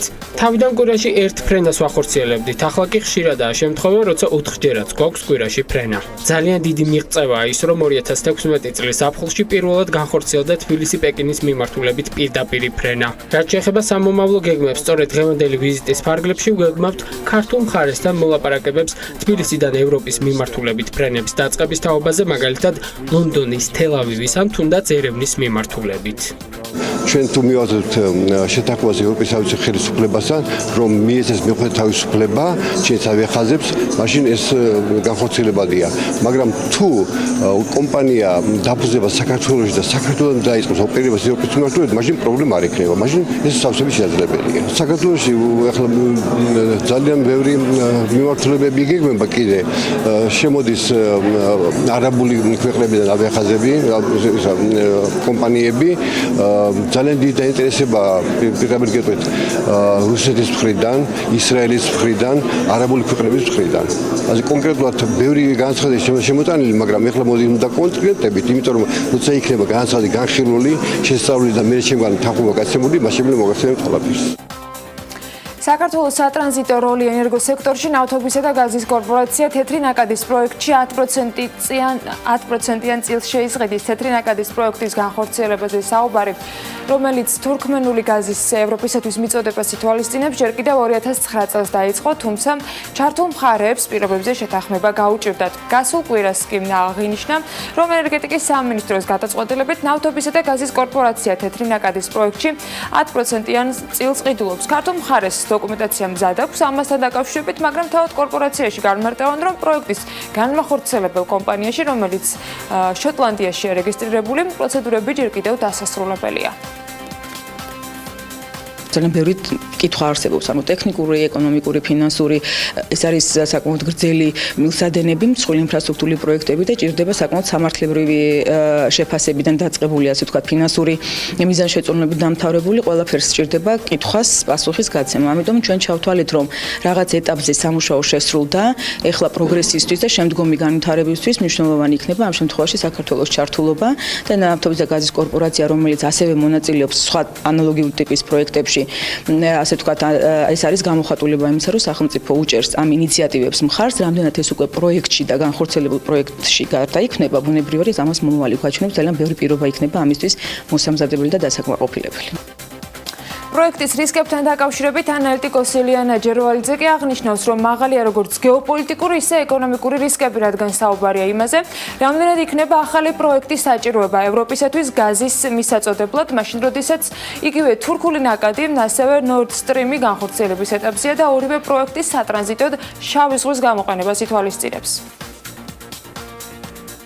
რასაკვირველია, გეოპოლიტიკური რისკები არის ძალიან მაღალი, როგორც ირანის თვალსაზრისით, ისე თურქმენეთის თვალსაზრისით.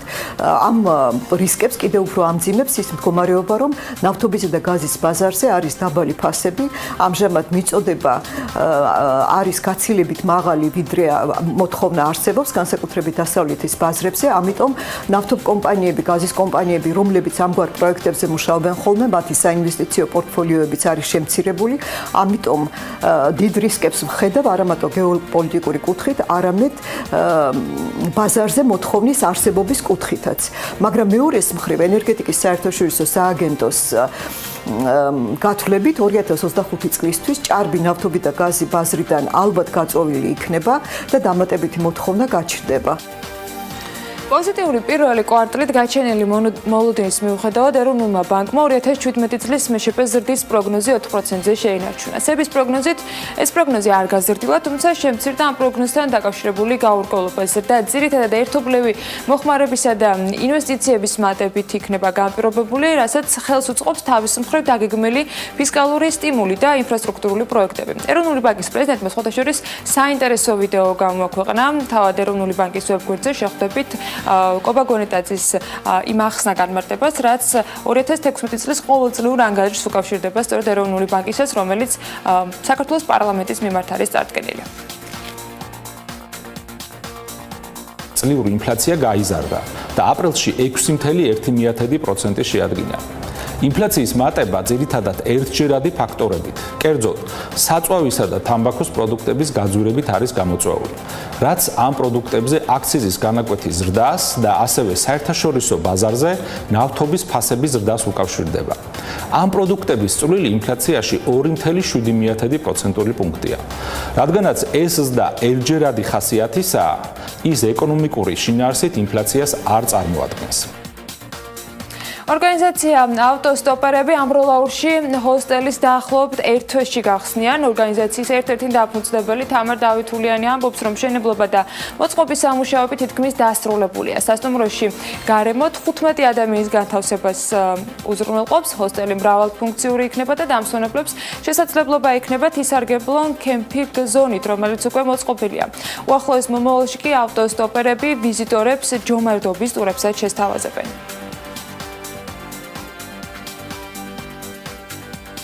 ეს მიერ ჩატარებული კვლევის მიხედვით ბოლო 2 წლის განმავლობაში თბილისელების 40% დასწრებია მუსიკალურ კონცერტებს, ხოლო 28%-ს აქვს მუსიკალურ ფესტივალებზე დასწრების გამოცდილება. ამ კვლევის თანახმად 10-დან დაახლოებით 1 თბილისელი ფესტივალებს ხშირად ესწრება. რაც შეეხება ქვეყნის ფარგლებს გარეთ კონცერტების დასწრების მაჩვენებელს, ბოლო 2 წლის განმავლობაში თბილისის მოსახლეობის მხოლოდ 1%-ია ნამყოფი საზღვარგარეთ, სწორედ ამ ტიპის ღონისძიებაში მონაწილეობის მისაღებად.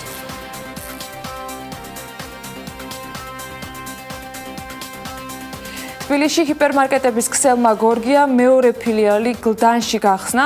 საქართველოს მასშტაბით ეს მე-6 ფილიალია. სამშენებლო და სარემონტო მასალების ჰიპერმარკეტ გორგიას მენეჯმენტთან ერთად გახსნას გლდანის გამგებელიც ესწრებოდა. ასევე გლდანის გამგეობის წევრები, ადგილობრივი წარმომადგენლები და 300 მოწვეული სტუმარი იყო სხვათაშორის ამ გახსნაზე ერთდროულად დაპატიჟებული. გლდანის პლაზაში განთავსებულ ჰიპერმარკეტ გორგიაში მომხმარებელს 40,000-მდე დასახელების პროდუქტის შეძენა შეეძლება. მათ იტალიაში, თურქეთში, გერმანიაში და მსოფლიოს სხვადასხვა ქვეყნებში წარმოებული პროდუქტის შეძენა დღეიდან უკვე შეუძლიათ. თბილისში, გლდანში მეორე ფილიალის გახსნა სამშენებლო და სარემონტო მასალებზე გაზრდილმა მოთხოვნამ განაპირობა. გახსნის ცერემონიას როგორც გორგიას მენეჯმენტი და დამფუძნებელი, ასევე გლდანის გამგებელი და სხვა წევრები ესწრებოდნენ. ჩვენთან არის ძალიან დიდი რაოდენობა ნაირსახეობა ერთჯერ ქვეშ, რომელიც სხვა ფილმებში, რომლებიც არის მსგავსი სპეციალობის, არ აქვს ასეთი დიდი ნაირსახეობა და რა თქმა უნდა, ჩვენი ძირითადი სლოგანი მაგი არის: კონკურენტი კონკრეტული მასალა, კონკრეტულად ყველაზე დაბალ ფასში უნდა იყოს გორგიაში. თბილისის მასშტაბით მეორე ფილიალი, ხოლო საქართველოს მასშტაბით მე-5 ფილიალი გახსნა. ჰიპერმარკეტი არის 5,000 კვადრატზე გადაჭიმული და წარმოდგენილია 40,000 დასახელების პროდუქცია და გორგია კვლავ აგრძელებს თავის თავარი სლოგანის გამოყენებას და მომხმარებელს ყველაზე დაბალ ფასად სთავაზობს სამშენებლო და სარემონტო მასალების ყველა პროდუქციას აბსოლუტურად საქართველოში. ჰიპერმარკეტში ასეულობით ახალი მიმართულებაა, რათა მომხმარებლებისთვის მშენებლობა და რემონტი მაქსიმალურ კომფორტად ქცეულიყო. გორგიას მენეჯმენტმა გადაწყვიტა ერთ სივრცეში მოექცია ყველაფერი, რის შესაძენადაც მომხმარებელს სხვადასხვა მაღაზიებში და ბაზრობებზე უწევდათ სიარული. კომპანიის ინფორმაციით ჰიპერმარკეტში 100-მდე ადამიანი დასაქმდა. მოგესალმებით, ჩვენ დღის რიცხვი დღევანდელი არის 291. ეს გახლავთ მორიგი რიცხვი ფლანგვის დეტექტორის კვლევიდან. თბილისის მერიას 291 მანქანა ემსახურება, ირკვევა, ხოლო ლონდონის წარმომადგენლობით ორგანოსა და ვილნიუსის მერიას არც ერთი. ფლანგვის დეტექტორის მიერ მოპოვებული ინფორმაციის მიხედვით 291 მანქანიდან 105 თბილისის გამგეობების ბალანსზეა, ხოლო დანარჩენი თბილისის მერის ადმინისტრაციასა და სხვადასხვა სამსახურზე მოდის. ლიტვის დედაქალაქის მუნიციპალური მთავრობიდან მიღებული წერილიდან ირკვევა, რომ ვილნიუსის საბჭოს რეგულაციის მიხედვით მერის მოადგილე, კომიტეტების თავმჯდომარეები, პოლიტიკური ჯგუფების ლიდერები და საბჭოს წევრები არ სარგებლობენ სამსახურეობრივი მანქანებით. ამის ნაცვლად მათ ყოველთვიურად ეძლევათ 300 ევროს ოდენობის დანამატი, რომელიც გამოყოფილია მობილური ტელეფონის, ფოსტის, ინტერნეტისა და გზავრობის ხარჯების ასანაზღაურებლად. მათ შორის ავტომობილის ხირაობა და შეკეთება და საზოგადოებრივი ტრანსპორტი თან ტაქსით სარგებლობა, დაზღვევა და ასე შემდეგ შედის. დიდი ბრიტანეთის დედაქალაქის საკრებულოდან მიღებული წერილი კი გვამცნობს, რომ ადმინისტრაციული ორგანოს წევრები და თანამშრომლები სამსახურებრივი მანქანებით ან სხვა რაიმე ტიპის დამატებითი წახალისებებით სახელმწიფოსგან არ სარგებლობენ, ასევე ხაზგასმითაა ნათქვამი, რომ იშვიათი გამონაკლისის გარდა ლონდონის მერი და კოლეგიის სხვა წევრები საჯარო ტრანსპორტით გადაადგილდებიან. თბილისის მერის ბალანსზე არსებული მანქანების შენახვა დიდ ხარჯებთან არის დაკავშირებული, მაგალითისთვის 2017 წლის იანვარში მერიის მანქანების გადაადგილებისთვის 48242 ლიტრი ბენზინი, ხოლო თებერვალში 58163 ლიტრი ბენზინი დაიხარჯა. ჯამურად მთელი წელი 9 მილიონ litrს ბევრად აჭარბებს მერიის მიერ მოხმარებული საწვავი.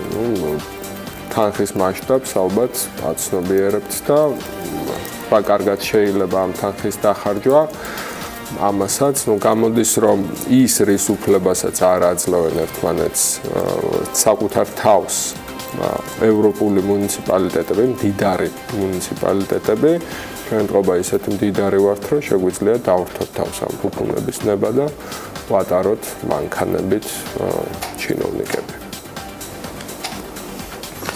მადლობა შოთას. ლაპო, ამ შემთხვევაში მაინტერესებს შენ? არა, ართლად მასია საქმე. მე მაინტერესებს იცოდი თუ არა, რომ ქუჩა, რომელზეც შენ ცხოვრობ, შენ ატარებს პოლიტკოვსკაიას სახელს, რომელიც და ეს სახელი მას 2009 წლიდან დაერქვა, კი ბატონო. და იქამდე შენი მისამართი იყო თუ არ ვხვდები ვლადიმერ ჯიქიას, მოკლედ ჯიქიას სახელობის. ჯიქია ვიცი მე წინ არის. ხო, ვლადიმერ ჯიქიას სახელობის იყო. ჯიქია? კი, მაგაზე საუბარი. მოკლედ ამ ქუჩას სახელი რუსი ჟურნალისტის საპატივსაცემლოდ გადაერქვა. ანა პოლიტკოვსკაია ყოველთვის ცნობილი რუსი ჟურნალისტი და ადამიანის უფლებათა დამცველი გახდა, რომელიც 2006 წელს საკუთარი სახლის სადარბაზოში თუ ლიფტთან მოკლეს, ზუსტად აი ამას ვერ ვიხსენებ, მაგრამ ტრაგიკულად არის დაუყული. მოგციან თხოვა რა მე მოგქრება. არაფერი არ გემუქრება, ეს ისე ინფორმაციისთვის. ამ ქუჩის შესახებ, რომელზეც სხვათა შორის SEU დეველოპმენტი აშენებს ახალ კომპლექსს. ძალიან ახლოს ჩემთან. ძალიან ახლოს შენთან და ძალიან სიმწვანეში. სწორედ მათი წარდგენით უნდა გადავხედოთ უახლოესი დღეების სამინდის პროგნოზს.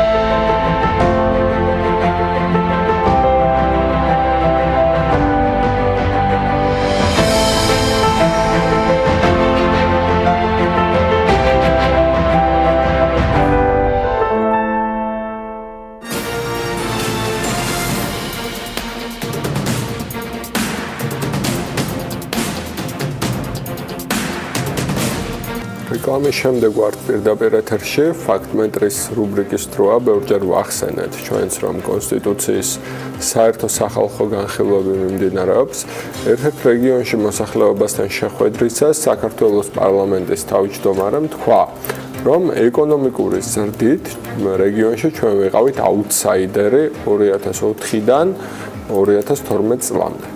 აგვისტოს ომამდე ვუსწრებდით მხოლოდ მოლდოვას, ომის შემდეგ ვუსწრებდით მხოლოდ უკრაინას, 2012 წლის შემდეგ საქართველო გახდა ერთ-ერთი ლიდერი ეკონომიკური ზრდის თვალსაზრისით. პირველად მივახციეთ იმას, რომ $10,000 გადასცა ერთ სულ მოსახლეზე მთლიანი შიდა პროდუქტი 2013-15 წლებში, 3 წელში 90,000-ზე მეტი ადამიანი დასაქმდა მარტო დაქირავებით. მაშინ, როდესაც მანამდე იგივე მაჩვენებელი 9 წლის განმავლობაში იყო 45,000, ანუ ამ 3 წლის განმავლობაში ორჯერ მეტი ადამიანი დასაქმდა დაქირავებით, ვიდრე წინა 9 წელშიო, ესე თქვა. ფაქტ-მეტრმა ამ განცხადების სიზუსტე გადაამოწმა, რა შედეგები მიიღეს ამას ზაზა აბაშიძე და მისი სტუმარი მოგვახსენებენ ლევან თევდორაძე, ფაქტ-მეტრის ანალიტიკოსი. ჩვენ გავაგზავნებ შენში შესავალს და ამ საერთო სახალხო განხილვების დროს ირაკლი კობახიძე წელ ოპოზიციურ სპექტრს და საზოგადოების დიდ ნაწილს მათემატიკას და ანგარიშს უწუნებდა და თქვა, რომ მათემატიკის ცოდნის მხრივ დიდი დეფიციტი აქვს ოპოზიციურ პარტიებსა და მართლაც ფაქტ-ჩეკმა სწორედ ამ ნაწილში შეამოწმა მგონი ირაკლი კობახიძე და გავიგეთ რამდენად კარგად აქვს ათვისებული ეს მიმართულება პარლამენტის თავმჯდომარეს და ამაში ჩვენ ლევან თევდორაძე დაგვეხმარება, რომელმაც პირადად იზრუნა ამ მონაცემების გადამოწმებაზე. ლევან, სანამ ჩვენ გადავალთ უშუალოდ შინაარსის განხილვაზე, საინტერესოა ნიშანი დაუწერეთ მანამ. სანამ ხო ნიშანზეც ისაუბრებდი, მნიშვნელოვანია რეგიონი. საშემოდგომო გამოყოლეთ. მეწილობს თარი. ხო, ანუ აი ეს პირველ რიგში მნიშვნელოვანია რომ გავყოთ ირაკლი კობახიძის განცხადება და რეგიონი, რომელიც შეიძლება სადაო ტერმინია, ანუ რა შინაარსზე იგულისხმება ამის ქვეშ და ვის შეადარებთ თქვენ რა ქვეყნებს და რატომ მოხდა მსგავსი ტიპის დათმობა. ანუ პირველ რიგში ეს არის საინტერესო. დიახ, ანუ განცხადებიდანაც ისე ჩანს თითქოს ირაკლი კობახიძე რეგიონში, ანუ იმ რეგიონში, რომელშიც საქართველოს შედის, მხოლოდ DST-ს ჯგუფის წევრ ქვეყნებს მოიაზრებს, თითქოს ესე ჩანს, თუმცა ჩვენ მიგვაჩნია, რომ ეს არასწორი დეფინიცია, მიუხედავად იმისა, რომ საერთაშორისო ორგანიზაციები, რომლებსაც ჩვენ ვეყრდნობით, ამ შემთხვევაში მაგალითად საერთაშორისო სავალუტო ფონდი არის ჩვენი წყარო, ისიც ამ ჯგუფს იყენებს, ქვეყანათა ჯგუფს, თუმცა ჩვენ მსგავსი ანალიზის დროს ვაფართოვებთ ამ ჯგუფს და გარდა DST-ს წევრი ქვეყნებისა, საქართველოს ეკონომიკური ზრდის მაჩვენებლებს ვადარებთ აღმოსავლეთ ევროპის ქვეყნების მაჩვენებლებსაც, გეოგრაფიული სიახლოვიდან და რაღაც რიგი ფაქტორებიდან გამომდინარე, რომელიც ყველასთვის გასაგები არის. ამ ჯგუფში შედის სულ 24 ქვეყანა, გარდა DST-ს წევრი ქვეყნების აღმოსავლეთ ევროპის წევრი ქვეყნები, მაგალითად უნგრეთი, სერბეთი, ალბანეთი, ბულგარეთი და სხვა ქვეყნები. გარდა ამისა, სასურველი არის, რომ განვარტოთ რას ნიშნავს ტერმინი აუთსაიდერი. ჩვენ ესეთი დათქმა შემოვიღეთ, რომ ეს ნიშნავდა ამ 24 წევრიდან მე-13, ან უფრო ქვემოთ პოზიციას ამ 24 ქვეყნიან ჯგუფში. და ანუ შუა ეს მე-12 პოზიცია, ესე შემოვიღეთ, რომ ეს იყო ანუ აუთსაიდერობის სხვა არზემყოფობა და ნუ ამის მიხედვით გავაკეთეთ ანალიზი ირაკლი კობახიძის განცხადების. რაც შეეხება ეკონომიკურ ზრდას 2004 და 2012 წლამდე და ჩვენს აუთსაიდერობას, საქართველოს ამ საანგარიშო პერიოდში აუთსაიდერის რიგებში, ასე ვთქვათ, მოექცა სულ 3-ჯერ, 2004 წელს, 2008 წელს და 2009 წელს. ნუ 2004 წელზეც შეგვიძლია ვთქვათ, რომ ნაციონალური მოძრაობის ხელისუფლებაში ყოფნის პირველი წელი იყო და აქედან გამომდინარე შესაძლებელია ეს მე-17 ადგილი ამითაც აიხსნას, თუმცა შესაძლებელია ეს არ იყოს თვალ ობიექტური შეფასება, მაგრამ ობიექტურ შეფასებას ვერ გავექცევით 2008 და 2009 წლის აუთსაიდერობის შედეგებზე საუბრისას, 2008 წელს რაღაც შიდა დაძაბულობა ომის ფონზე, 2009 წელს გლობალური ეკონომიკური რეცესია და ეს შესაბამისად მე-20 და მე-15 ადგილში, ასე ვთქვათ, აისახა და დანარჩენ წლებში, ანუ 2005, 2006, 2007, 2010, 11 და 12 წლებში საქართველოს ანუ ნაციონალური მოძრაობის ხელისუფლებაში ყოფნის პირობებში რეგიონში აუთსაიდერი არ ყოფილა. მეტიც 2007 წელს ქვეყანა 12.4%-იანი ეკონომიკური ზრდით მთელ ამ საანგარიშო პერიოდში 2004 წლიდან 2016 წლის ჩათვლით და თუკი 2017 წლის საპროგნოზო მაჩვენებელსაც გავითვალისწინებთ, ეს თქვათ რეგიონში ყველაზე მაღალი პოზიცია, მესამე ადგილი დაიკავა. 2012 წლის შემდეგ რა ვითარება მხრივ მოხდა? ხო, ეგეც მნიშვნელოვანია. 2012 წლის შემდეგ 4 წლის განმავლობაში 2013 წელს ქვეყანა იყო აუთსაიდერობის ზღვარზე, ანუ მე-12 პოზიცია იკავა რეგიონში.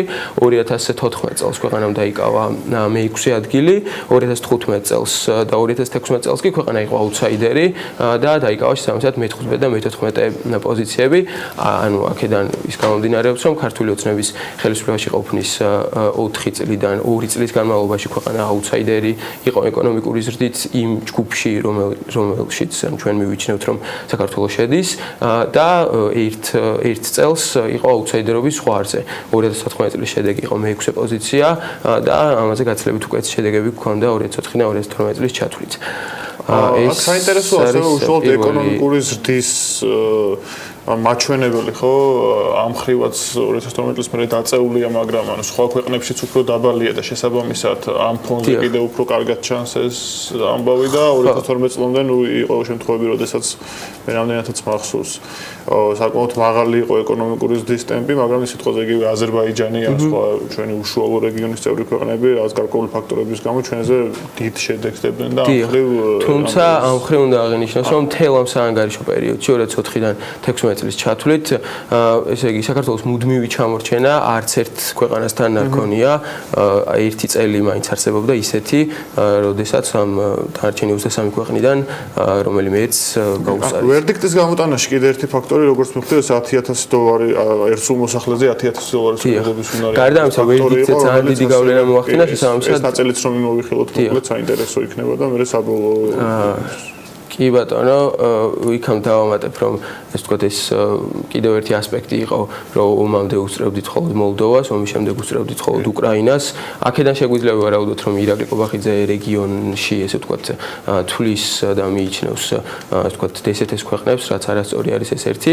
გარდა ამისა, როგორც ჩვენი შეფასებით გამოჩნდა, საქართველოს 24 ქვეყნიდან 23 პოზიციაზე არც არ ყოფილა, ანუ არც ერთ წელი არ ყოფილა ისეთი, როდესაც ჩვენ მხოლოდ ერთ ქვეყანას უსწრებდით. ეს ანალიზიც კი საკმარისია იმისთვის, რომ დაუშვათ ამ ნაწილში პოლიტიკოსის განცხადების სიმცდარეში დაურწმუნოთ. ანუ თავისივე მოცემულობაში ვეცდება, რა თქვენი გაფართოებული წრისა, როგორც ეს იბიარდის თემას მივიხილავდით, ხომ არ გონიათ, რომ პარლამენტის თავმჯდომარემ აი ეგრეთ წოდებულ რეგიონში, ვთქვათ, იგივე იბიარდის მსგავსი დაყოფა ხო არ იგულისხმა, ანუ რომელშიც ასევე შედის უკრაინას და მოლდოვას. იმიტომ რომ აი საქართველოს იქნება მაგალითად იბიარდის პროგნოზით ლიდერი, ცხადია რეგიონში ეკონომიკური ზრდის, მაგრამ ზრდა ამ შემთხვევაში 2017 წელს არ ემთხვევა თუნდაც იმ ზრდას, რომელიც აქვს საქართველოს მთავრობას ან ეროვნულ ბანკს 4%-იანი, იბიარდი მაინც 3.8%-იანი ზრდა დაგვიტოვა, მაგრამ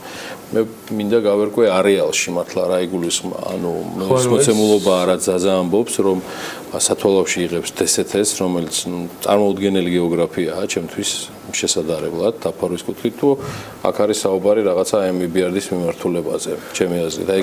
შესაძლებელია სიმართლე გითხრათ, ანუ ეს კონკრეტულად არ დაგვიზუსტებია ჩვენ, თუმცა ანუ აი რა დაყოფაც არ უნდა ავიღოთ, ნებისმიერ საბოლოო ჯამში, ანუ ეს შეფასება, რომ ომამდე უსწრებდით მხოლოდ უკრაინას, მხოლოდ მოლდოვას, ომის შემდეგ მხოლოდ უკრაინას, ანუ ეს ნაწილი მაინც არ გამოდის. გარდა ამისა, აღსანიშნავია, რომ ეს საკმაოდ ისეთ პრობლემური იყო ანალიზის დროს, რომ ეს თქვა ბუნდოვანია რას გულისხმობს რაღაც გარკვეულ ცნებებში, თუნდაც რეგიონი, თუნდაც აუთსაიდერი, თუნდაც აი შემდეგ საზამ რაც ახსენა ეს $10,000 გადავწყვით ერთ სულ მოსახლეზე მთლიანში და პროდუქტითო. ანუ ეს ნიშნავს, ეს თქვა შესაძლებელია დამაბნეველი იყოს ესე მკითხველისთვის და მაყურებლისთვის, ეს ტრადიციული მეთოდით გაზომილ მთლიანში და პროდუქტს არ გულისხმობს. აქ მიიჩნევს ირაკლი ყობახიძე მსყიდველობით უნარის პარიტეტის მიხედვით დათვლილ ერთსულ მოსახლეზე დაცულ ფინანსთა პროდუქტს. ნუ ამით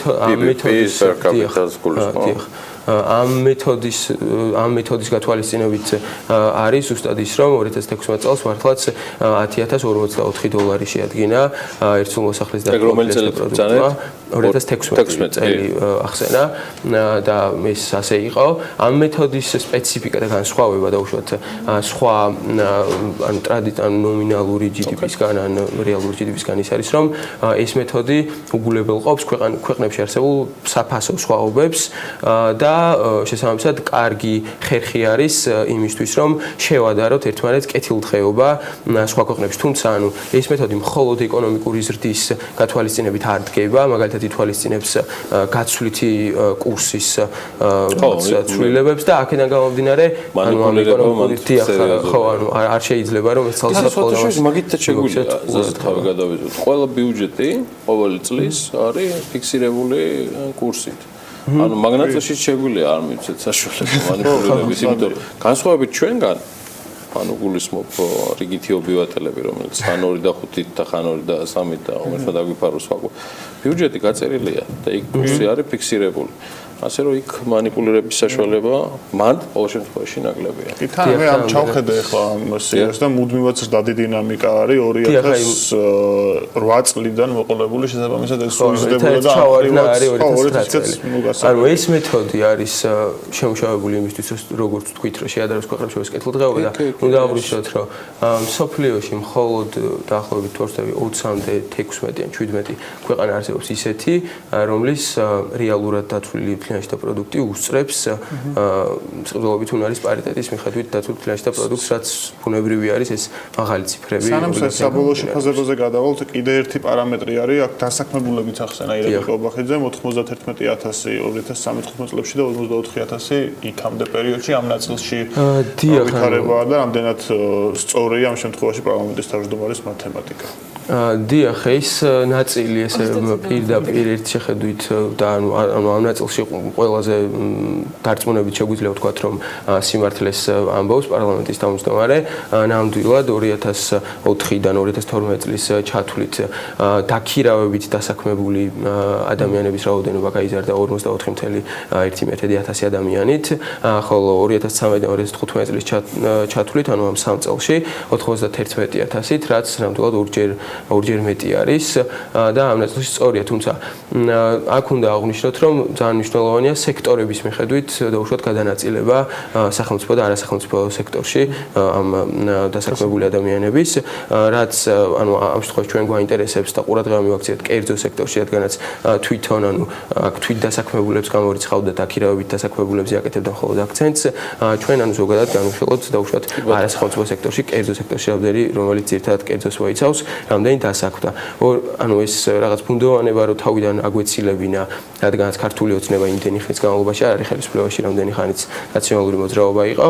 ამიტომ ამათ 3 წელს ხო, ანუ 3 წელს, რომელიც აქ წადებს 2013, 14 და 15 წლებს, ვადარებთ ნაციონალური მოძრაობის ბოლო 3 წელს, 2011 და 12 წლებს. ამ ხრივ დავინახავთ, რომ ესე იგი არასახელმწიფო სექტორში დასაქმებული ადამიანების რო არ შევეშალოს 92,500 ადამიანით გაიზარდა ნაციონალური მოძრაობის ხელისუფლებაში ყოფნის ბოლო 3 წელში, ხოლო ქართული ოცნების ხელისუფლებაში ყოფნის პირველ 3 წელში გაიზარდა 54,7 ადამიანით, რაც იმას ნიშნავს, რომ ანუ ამ ასპექტში მაგალითად იქ უფრო მეტად იზრდებოდა დასაქმებულთა რაოდენობა. ნუ იმის გამო რომ მაგალითად ეს მსყიდველობით უნარის პარიტეტის მაჩვენებლები და რიცხვები ესე ერთ შეხედვით სწორი არის და ნამდვილად ამ მიმართულებით რაღაც ჭეშმარიტი არის განცხადება, გარდა ამისა რომ დაუშვათ ეს დასაქმებულთა მაჩვენებლებიც სწორი არის ესე რიცხვები, აქედან გამომდინარე სტატია არის მეტად მცდარი და არ არის დაუშვათ მცდარი ან ტყუილი, რაც სხვა შემთხვევებში გქონია. ხო, ესეც ჩემი ბოლო კითხვა უნდა ყოფილიყო, მაგრამ გავიგეთ რატო არის. უპასუხარი. კი. ისე მე მახსოვს ამ პროექტის დასაწყისის და საწყისი პერიოდი იყო, როდესაც ამავე თემაზე მსჯელობდით და ერთ-ერთი ექსპერტი არ დავასახელებ ახლა სახელს როგორც მაშინ ისე დაჟინებით მიმტკიცებდა რომ რეგიონი იყო მარტო ჩვენი სამეზობლო სომხეთი, თურქეთი და რუსეთი ხო და ნუ აი ეს უკრაინასაც ხურდაში ათვლიდა და ამაზე კარგად ბევრი ვიკამათეთ მაშინ მახსოვს ეს მაგარი მაინც ის იქნება რომ ყველაზე მთავარი იმითი სათვალავით რო ავიღოთ ეკონომიკის დისფაქტორად თუ იქნება მიჩნეული პირდაპირ უცხოური ინვესტიციები, ალბათ ყველაზე შვიდად ვიქნებოდით ამ თემასთან დაკავშირებით და არც ფაქტმეტრი დაგჭირდებოდა. არც ლევან თევდორაძის დილით შეწუხება ზაზა აბაშიძის რუბრიკაში და ისე პერსონამჩავაზე ფანტასტიკური რაღაცა გააკეთა წინა ფორბსში რა. ეს პირდაპირ უცხოური ინვესტიციები ხო FDI და პირდაპირ უცხოური პუი. პუი და არის ძალიან მაგარი სახელი. საქართველოსში პუი. და პუი. ლევან დიდი მადლობა სტუმრობისთვის. კი, დიდი მადლობა. ზაზა წარმატებული გისურვებთ საქმიანს და იმედია უკვე სრული შემართებით დაგვიბრუნდებით შემდეგ კვირაში. შემიძლია თქვა რომ ასე იქნება. ანაგისმენთ. ჩვენ მოკლე კოლაჟის დრო გვაქვს, კალენდრის მოკლე კოლაჟს გადავხედავთ და ჩვენც რამდენიმე წამში დაბრუნდებთ. ისეთ გრძელი ვიზიტზე არ მივდივართ როგორც 11 მაისი და საქართველოს და მსოფლიო გვისმენთ. 1959 წლის 11 მაისს ნიუ-იორკში პირველი ჰოლაროიდის ფოტოაპარატი გაიყიდა. მაშინ მისი ფასი $99 და 95 ცენტი იყო. ჯერ კიდევ ქსელში გამოტანამდე ძალიან პოპულარული ფოტოაპარატის პირველი პარტია მაღაზიიდან ერთ დღეში გაიყიდა. მექანიკოსის, კონსტრუქტორისა და გამომგონებლის ჰერბერტ ლენდის ქმნილება კომერციული გამოდგა. უკვე 1959 წელს ჰოლაროიდების გაყიდვიდან შემოსულმა თანხამ $9 მილიონი შეადგინა. ჰერბერტ ლენდის აღმოჩენამ ამერიკაში რადიკალურად შეცვალა საღამოების, ქორწინებებისა და სხვა დღესასწაულების სტილი. ყოველდილას აღუწერელი ბედნიერების შეგრძნება მაღვიძებს მხოლოდ იმის გამო, რომ სალვადორ დალი ვარ. მართლაც უსაწყროდ სასიამოვნოა იყო სალვადორ დალი. როგორც კი გამოფხიზლდები, საკუთარ თავს აღფრთოვანებით ვეკითხები. ნეტავ დღეს რა შესანიშნავი რამეების გაკეთებას აპირებს ეს სალვადორ დალი. ექსცენტრული ესპანელი სიურეალიზმის ყველაზე ცნობილი წარმომადგენელი, ფერმწერი, გრაფიკოსი, მოქანდაკე, რეჟისორი და უბრალოდ უცნაური ადამიანი სალვადორ დალი 1904 წლის 11 მაისს დაიბადა.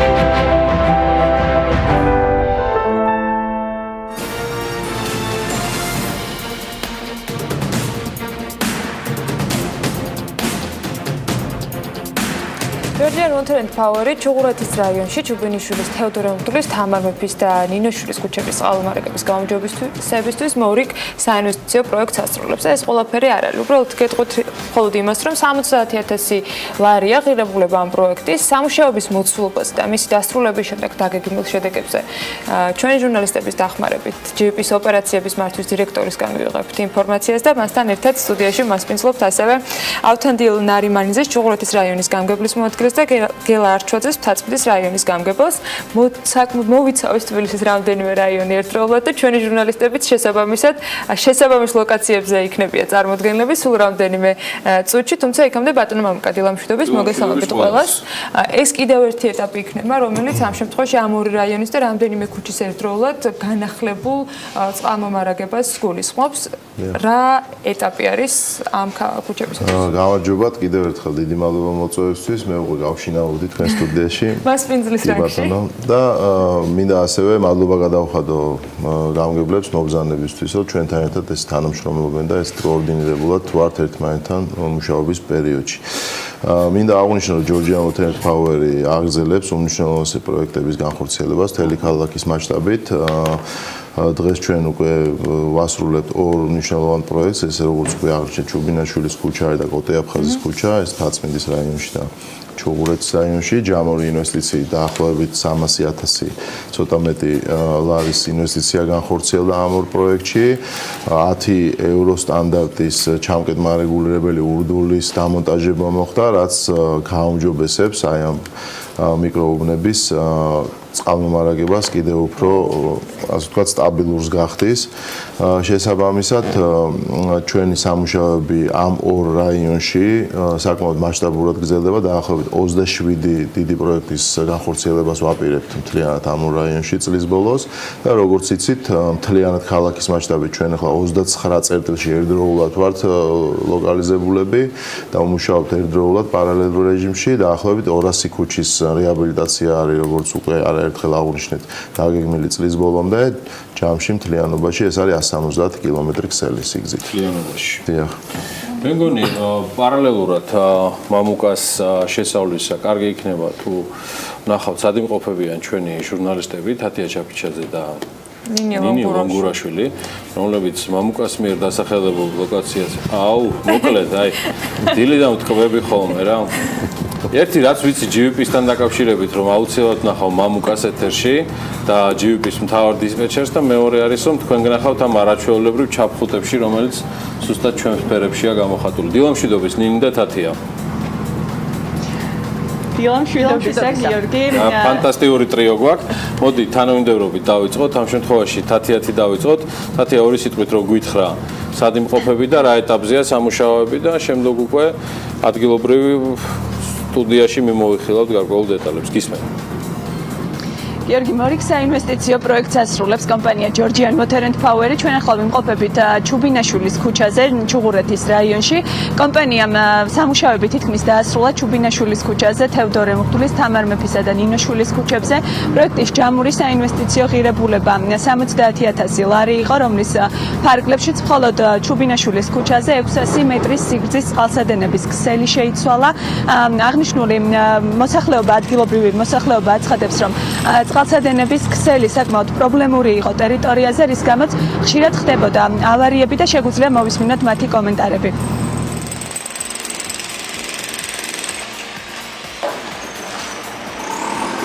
ხშირად ხდებოდა წყალგაყვანილობის მილები, დგებოდა ეზოში შემოდიოდა წყალი, გუბეები დგებოდა, კედლები სველდებოდა.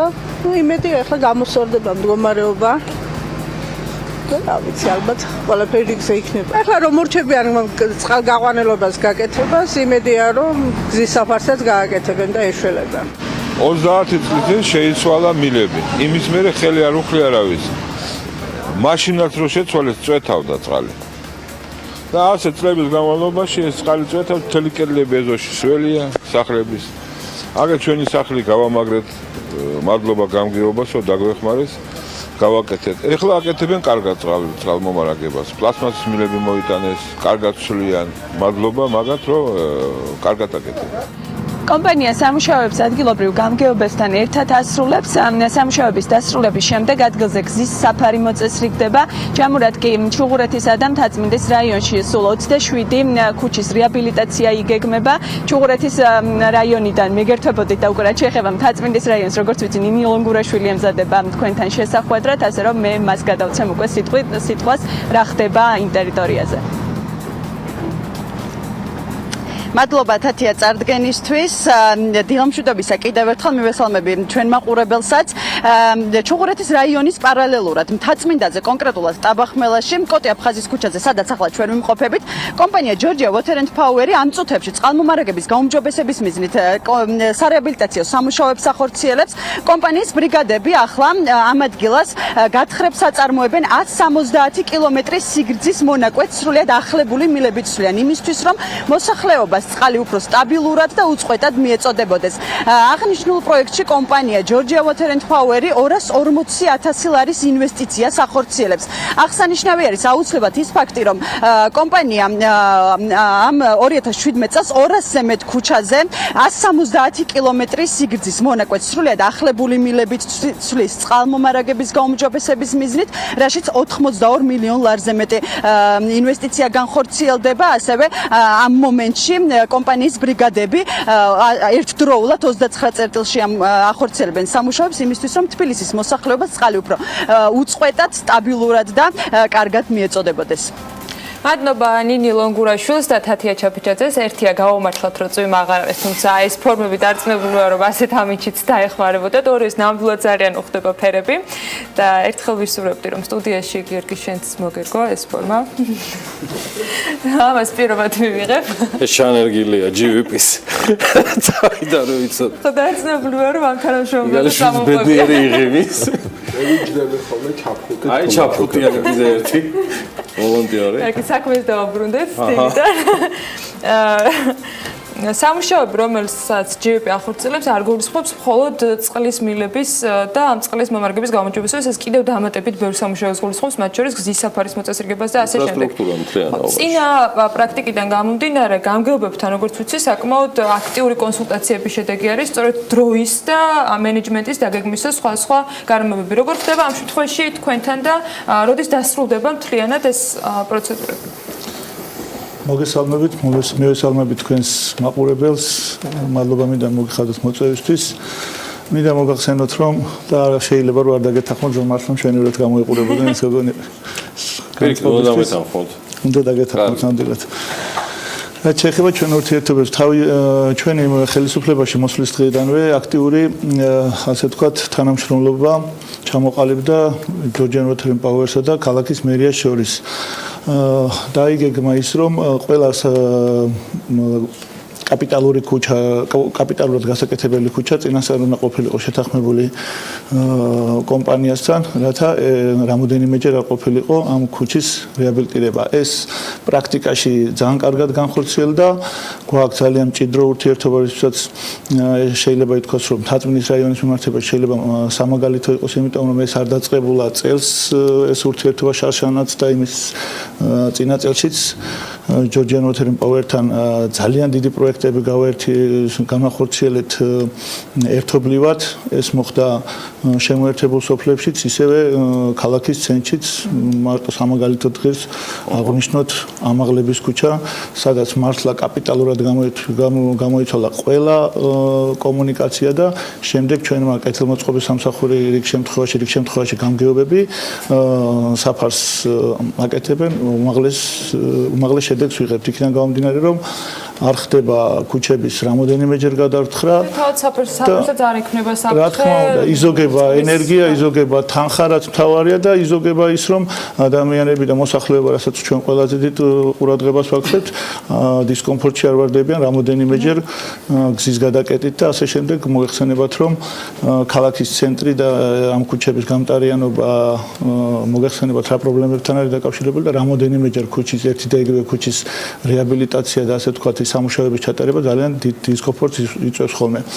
ამ შემთხვევაში მადლობის მეტი არაფერი არ შეიძლება ითქვას, მართლაც თანამშრომლობა ამით ძალიან დიდი იმედი მაქვს, რომ მომავალშიც გაგრძელდება. იქიდან გამომდინარე, თუნდაც ავიღოთ ახლა კონკრეტული შემთხვევა, სადაც კოტი აფხაზის ქუჩაზე მიმდინარეობს ძალიან სერიოზული სამუშაოები.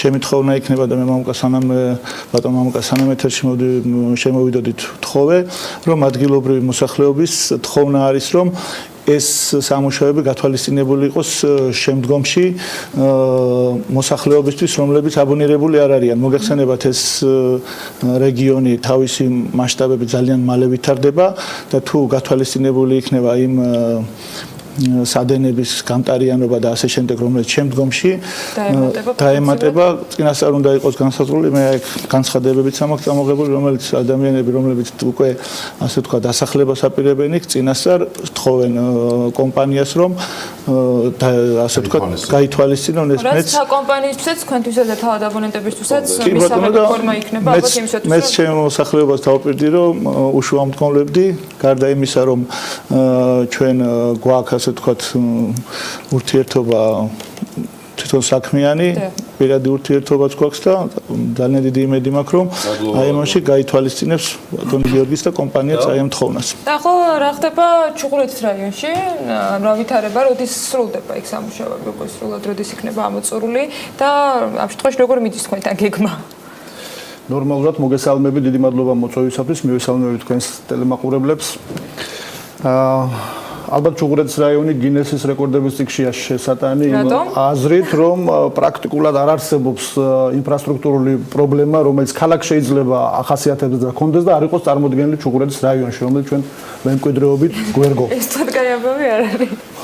შესაბამისად, მთელი რაიონი გადაქცეული გვაქვს ერთით სამშენებლო პოლიგონად, წელს განზრახული გვაქვს არანაკლებ 40 ქუჩის ასფალტის საფარის შეცვლა, ამაში არ შედის ქვაფენილი, ამაში არ შედის ახალ შემოერთებულ რაიონებში, ვერტუბანში სამუშაოები. ამ სამუშაოებზე უნდა დაიხარჯოს 3.350.000 ლარი. გვიწევს ისეთ ქუჩებზე დაგება ასფალტის, რომელზეც მოსახლეობა გვეუბნება, რომ უკანასკნელი 50 წლის განმავლობაში, 60 წლის განმავლობაში, მე მგონი ერთმა ტელემაყურებელმა ახლა გითხრა კიდეც, არ დაგებულა, არ გამოცვლა ასფალტის საფარი. ამ პროექტებს შორის რასაკვირველია, გამორჩეულია ჩუბინაშვილის ქუჩა და სწორედ ამ ქუჩასთან დაკავშირებით მინდა აღვნიშნო ის დამსახურება, რომელიც მიუძღვის ჩვენი რაიონის მოსახლეობის წინაშე Georgian Water and Powers. პრაქტიკულად არც ერთ ქუჩას ჩვენ არ ვიწყებთ ისე თუ მათთან კოორდინაციაში არ მოვედით და მათთან არ შევთანხმდით. ახლა ჩუბინაშვილის ქუჩა გამომდინარე იქიდან რომ ცოტა მოცულობითია, მარტო ასფალტის საფარი საგზაო 7000 კვადრატული მეტრია, პლუს ტროტუარები და ეზოს შესასვლელები 3500 კვადრატული მეტრი. 450.000 ლარზე მეტი დაიხარჯება ამ ქუჩის რეაბილიტაციისათვის, უფრო ზუსტი თანხის თქმა ამ ეტაპისათვის შეუძლებელია, იმიტომ რომ პროექტი ცოცხალი ორგანიზმია მოგეხსენება და გზადაგზა იხვეწება. დავყავით სამ ნაწილად, დასაწყისიდან, ანუ კიტაბაშიძიდან კლდიაშვილის ქუჩაზე პირველი ეტაპი, კლდიაშვილიდან კონსტიტუციის ქუჩამდე მეორე ეტაპი, ამ კვარტალში დასრულდება და მესამე იქით ეს დაყოფა იმიტომ იყო საჭირო, რომ პირველ ეტაპზე GVP შევიდა პირველ მონაკვეთში, გამოცვალა თავისი ასე ვთქვათ მეურნეობა განაახლა, შემდეგ ის გადავიდა მეორე ეტაპზე, ჩვენ პირველ ეტაპზე გამოცვალთ ასფალტის საფარი. ახლა ვართ იმ ეტაპზე, რომ GVP მუშაობს მესამე მონაკვეთზე, ჩვენ მეორეზე ვაგებთ ასფალტს. ამით მხოლოდ იგებს ჩუღურეთის მოსახლეობა, იგებს პროექტის განხორციელების ვადები და კიდევ ერთხელ გასაკუთრებით დიდი მადლობა მინდა გადავხადო Georgian Water and Powers. მამუკა, რა გველის ჩვენ კიდევ გულისხმობ რა ლოკაციები გეგმება უახლოეს მომავალში, თუ ამ კონკრეტულ გეოგრაფიაზე არა გვაქვს არაფერი დასამატებელი ბრძანეთ. ფაქტიურად კონვეიერული სისტემა გაწყობილი, როგორც ბატონმა ავთანდილმა ახსენა, მე დავამატებ გიორგი იმას, რომ ჩვენ წელს როგორც იცით, ანუ იმ აქსელერაციის პროგრამით, რომელიც აღვნიშნე მე აქ ეთერში ერთხელ თქვენთან ყოფნისას ჩვენ ვაპირებთ, რომ წელს 2017 წელი იყოს გარდამტეხი წელი ამ კომპანიის განვითარებისთვის და ინვესტიციების კუთხითაც. უამრავი საქმე არის დაგეგმილი, არა მარტო ეს მილების გამოცვლა და ქუჩების რეაბილიტაცია, ისეთი საქმიანობა, რომელიც არ ჩანს, რომელიც თქვა შეიძლება თვალით ადამიანმა ვერ დაინახოს, მაგრამ ეს არის ინფრასტრუქტურული ელემენტები, რომლებსაც კომპანია ნერგავს და ახალ ტექნოლოგიების სახით, ანუ უნდა რომ განახორციელოს და დანერგოს ჩვენს ქსელზე და ჩვენს ასე ვთქვათ ინფრასტრუქტურაზე. მინდა აღვნიშნოთ თქვენ იცით კიდევაც ჩვენი პარტნიორები იყავით, ჩვენ წინა კვირას კონფერენცია ჩავატარეთ საერთაშორისო დონის, იყო მოწვეული უამრავი სტუმარი დაახლოებით 30 უცხოელი სტუმარი და პარტნიორი იყო ჩამოსული. ეს არის უდიდესი და უმსხვილესი კომპანიები, როგორც არის AVK, როგორც არის Newsy, როგორც არის Kamstrumpi, ესეთი უდიდესი კომპანიები იყო ჩამოსული ჩვენს კონფერენციაზე და წარმოიდგინეთ თქვენ, რომ ჩვენი გამოცდილების გასაზიარებლად იყო უამრავი ქვეყნიდან ჩამოსული ხალხი. ეს არის პოსტსაბჭოთა სივრციდან ძირითადად, მაგალითად ყაზახეთიდან იყვნენ, რუსეთიდან, უკრაინიდან, ბელარუსიდან და ესეთი ქვეყნებიდანაც, რომელსაც აინტერესებდა თუ რა ტიპის სიახლეები გვაქვს დანერგილი ჩვენს კომპანიაში. ეს არის უდიდესი წინსვლა ამ კომპანიის განვითარებაში, იმიტომ რომ ჩვენ დავნერგეთ ასევე ჰიდრომოდელირების უნიკალური სისტემა და ასევე ვნერგავთ SCADA სისტემას, რომელიც პრაქტიკულად ანალოგია არ აყავს საქართველოში და ამიერკავკასიაში და მინდა ვთქვა, რომ აი ამის გასაცნობათად ძალიან ბევრი ასეთი კარგი სიახლეები გვაქვს და დაინტერესებათ. და მომავალშიც რომელსაც გავაზიარებთ აუცილებლად. ცხადია, როცა GVP მოდის სტუდიაში, საქმიანი დილის სტუდიაში არ წყდება შემდგომ უკვე მოწერილობები. ერთი კითხვაც და მამუკას ამ შემთხვევაში სტუმრებთან ერთად, რომელსაც მადლობას ვუხდი მობრძანებისთვის, მაგრამ GVP-ის და რეაბილიტაციის ტემპებიდან გამომდინარე, მე იმედს დავივტოვებ, რომ ეს არ არის ჩვენი ბოლო შეხვედრა ამ სტუდიაში, ან მინიმუმ პირდაპირ ჩართვებით. სოციალურ ქსელში წყნეთის კაკლებიდან მამუკა გვწერენ, გრაფიკი როდის მოიხსნება, იქ ეს ერთ-ერთი თემა იყო, რომელიც მუდმივად არის კიდე სხვა მოწერილობები, რომელიც ასევე შეგვიძლია სამუშაო რეჟიმში გადმოგცეთ, მაგრამ რომელზეც ასევე იქნება პასუხი მომავალში გასაცემი. მოდით გავაკეთებ კომენტარს, რომ ჩვენ გრაფიკით ჩვენ აბონენტთან არავისთან არა ვარ. ესეთი მცნება უკვე კაიხანი არ არსებობს. გრაფიკის თემა მოხსნილია. გრაფიკის თემა არ არსებობს. თუ არის ჩვენი აბონენტი, მას აქვს 24 საათიანი წყალმომარაგება. ეს გამორიცხულია. რა თქმა უნდა, თუ არ ხდება რაიმე რეაბილიტაცია, ან რაიმე იქ დაშვებადია, რომ სხვისი აბონენტი იყოს, ან არის ჩვენი აბონენტი, თუ ჩვენს ასე ვთქვათ არეალში იმყოფება, ან არ არის ჩვენი აბონენტი. ასე რომ თუ დაუშვათ არ არის აბონენტი, იქ არის ხოლმე ზოგჯერ როდესაც გარკვეულ აბონენტებს აქვთ ხოლმე შეიძლება ის ან კუსტარულად ან შეიძლება რეაბილიტაცია უბრალოდ მანდაც საჭირო. ანუ ეს მოსაკლე კონკრეტული შემთხვევაა. მაგრამ სიტყვა გრაფიკი ჩემი ასე ვთქვათ თხოვნა არის, ჩვენი მიღწევა არის ეს ასე ვთქვათ, რომ არ არსებობს უკვე ბოლო 2 წელია და ჩვენ ზედა ზონებზე დამეთანხმება ბატონი გელა, რომ არ ვიცი მე საბჭოთა პერიოდშიც კი ვერ შეძლეს იმ წინა მთავრობებმა 24 საათიანი კი არა გრაფიკით მიეწოდებოდა თაწმინდის და ზედა ზონის რაიონებს, ანუ კოჯორიკიკეთ, ტაბახმელას და ასე შემდეგ 4 დღეში ერთხელ, 5 დღეში ერთხელ ჰქონდათ წყალი, ისიც როგორი წყალი იყო, არავინ არ იცოდა. ამიტომ ჩვენ სიამაყით შეგვიძლია აღვნიშნოთ, რომ ჩვენ დღეს ჩვენ აბონენტებს ვაწვდით 24 საათი ნებისმიერ ადგილას, სადაც კი ისინი არიან. მადლობა მამუკა გიგალიშვილს GVP-ის თემაზე საკმაოდ საინტერესო სტუმრობა გქონდა, რომელსაც მომავალშიც გავაგრძელებთ. ჩაფუტით თუ ჩაფუტის გარეშე. ეხლა კი გავიდეთ მოკლე სარეკლამო პაუზაზე, გვიყურებთ TV პირველზე, გვისმენთ რადიო ხერეთის და რადიო თბილისის საშუალებით, მალე დაგიბრუნდებით.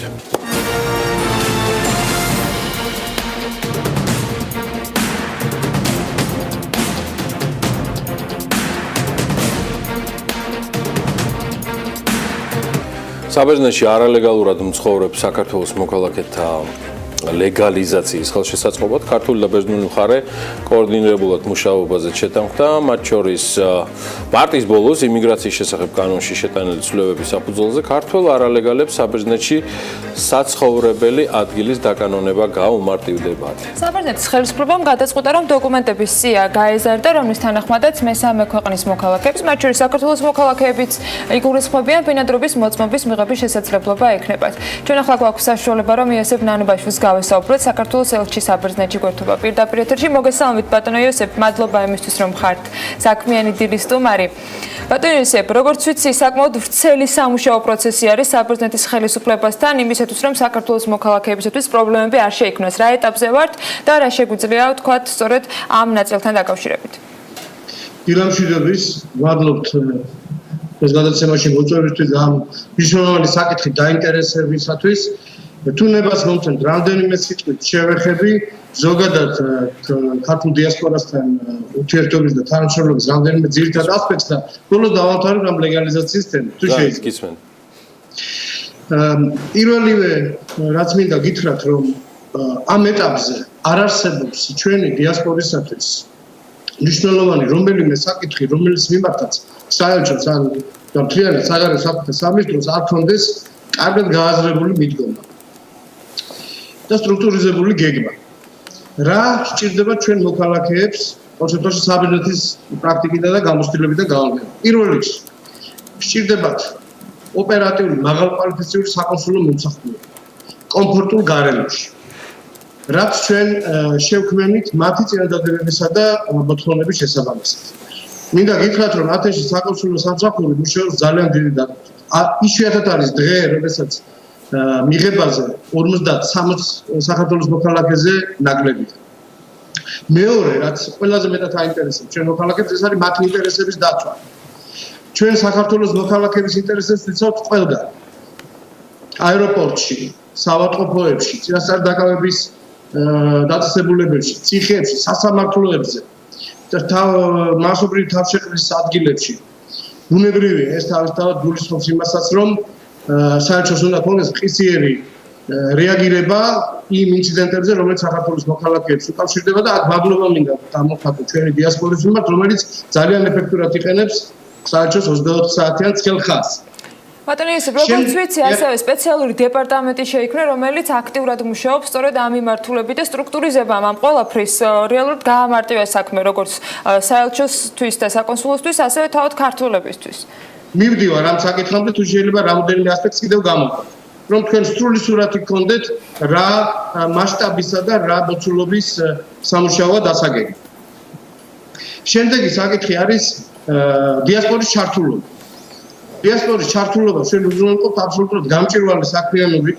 ჩვენ ყოველ კვარტალურ ანგარიშს ვაძლევთ ქართულ დიასპორას, რომელიც არის გათავსებული საელჩოს Facebook-ზე და ვისმენთ მათ რეკომენდაციას და მათ შენიშვნებს.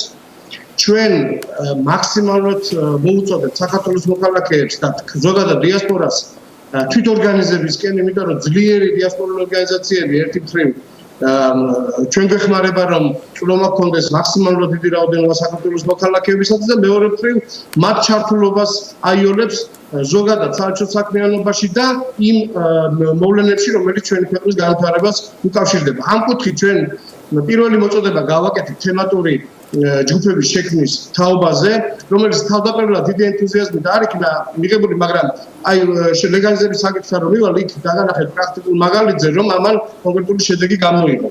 რატო არ იყო შესაბამისი ენთუზიაზმით მიღებული, რა ამ შექმნა პრობლემა, რომ კომუნიკაციის ნაკლებობა იყო თუ რატო არ იყო ენთუზიაზმით მიღებული? იცით რა არის, ერთ-ერთი ჩვენი მთავარი ამოცანა, რომ ის ინტელექტუალური პოტენციალი, რომელიც არსებობს დიასპორაში, მაქსიმალურად იყოს გამოყენებული. კი ბატონო. ამიტომაც ჩვენ მოუწოდეთ ქართულ დიასპორას, რომ დარეგისტრირდნენ პროფესიული ნიშნით, რომ საერთოდ ჰქონდეს საჭიროების შემთხვევაში საკითხის თავისებურებიდან გამომდინარე შესაძლებლობა, რომ იმ კონკრეტული პროფესიის ადამიანებზე ჰქონდეს წვლილება და ისინი ჩართოს როგორც ჯგუფი ამა თუ იმ საკითხის განხილვაში. ერთ ასპექტს კიდევ სანამ ლეგალიზებაზე გადავალ, ეს არის ჩვენ დიასპორას მუდმივად აქვს მიმდინარე საკითხები. ამ ეტაპზე ის, რაც დღის წესრიგი ჩვენ დიასპორამ დაგვისახა, აბსოლუტურად ყველა მნიშვნელოვანი საკითხი ჩვენ ამ ეტაპისთვის მოგვარებული. რამოდენიმე შეგახსენებ. 2007 წლის მერე საბერძნეთი არ იყო ეგრეთ წოდებული აპოსტილის კონვენციის წევრი, რაც ძალიან დიდ ბიუროკრატიულ და ფინანსურ პრობლემას უქმნიდა ჩვენ დიასპორას საბუთების ლეგალიზების კუთხით. 2016 წლის 1 იანვრიდან ეს საკითხი მოხსნილია. 5 საფეხურიანი ბიუროკრატიული ესე იგი გზა არის გაუქმებული, რომ ნებისმიერი დოკუმენტი მიეღო საბერძნეთის წარსადგენად საქართველოს მოქალაქეს და ამ გზით რამოდენიმე მილიონი ევრო ეძროდება ჩვენ დიასპორულ ორგანიზაციას.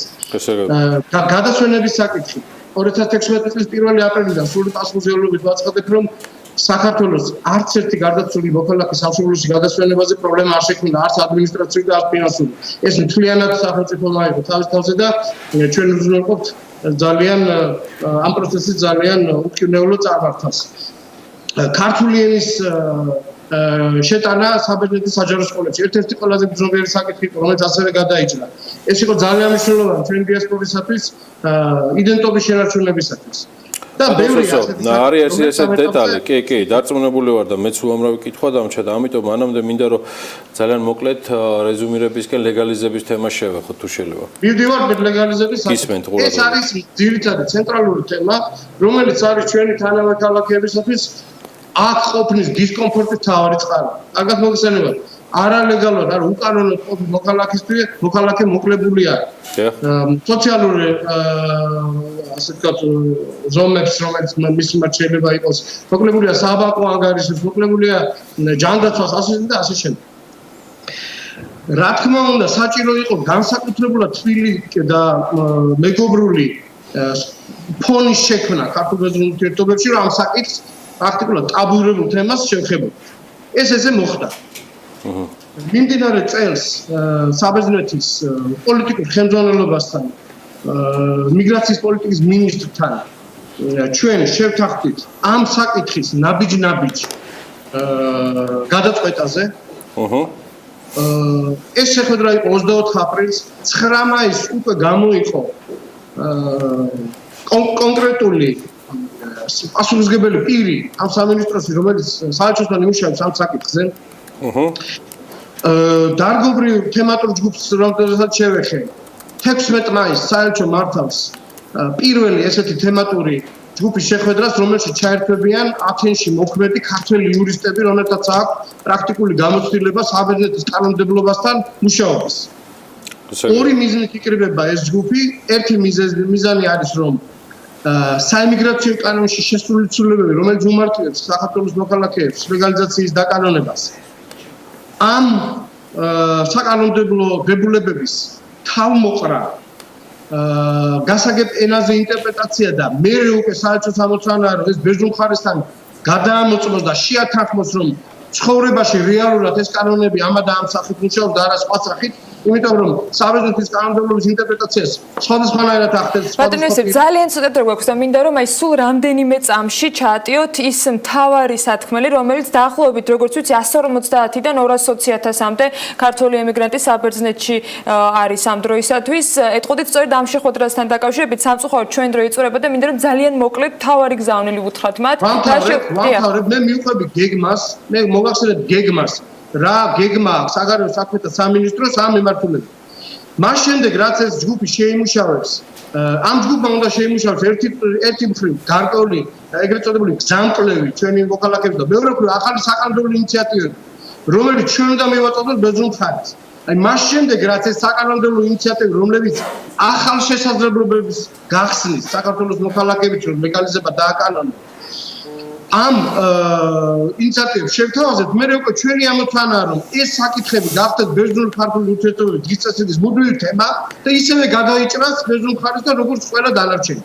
აუცილებლად უნდა აღნიშნო, რომ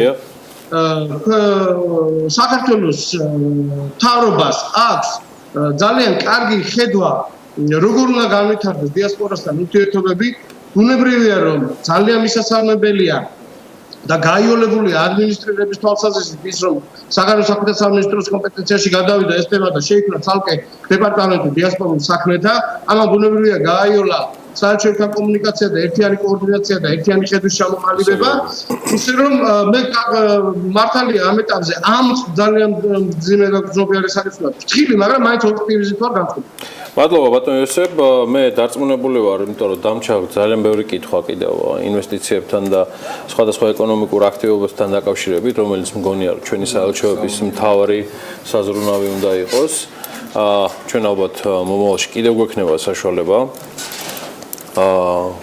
საგარეო საქმეთა სამინისტროს შესაბამისი დეპარტამენტის და დივიზიონის საშუალებით, რომ საბერძნეთში საქართველოს საელჩოს და პირველ პირს და მის ელჩს გავესაუბროთ მომავალშიც, იმიტომ რომ ინტერესი თემისადმი დიდია. ეხლა ძალიან მცირედი პაუზა და შემდგომ უკვე სამშენებლო კომპანია SEO Development, რომელიც ბაზარზე საკმაოდ ამბიციური გეგმებით შემოდის, მაგრამ განსაკუთრებული ამბიციურობით უკვე დაფიქსირდა დღეს დილიდან საქმიან დილაში. სულ მალე რამდენიმე წუთში დაგველოდეთ SEO Development-თან ერთად.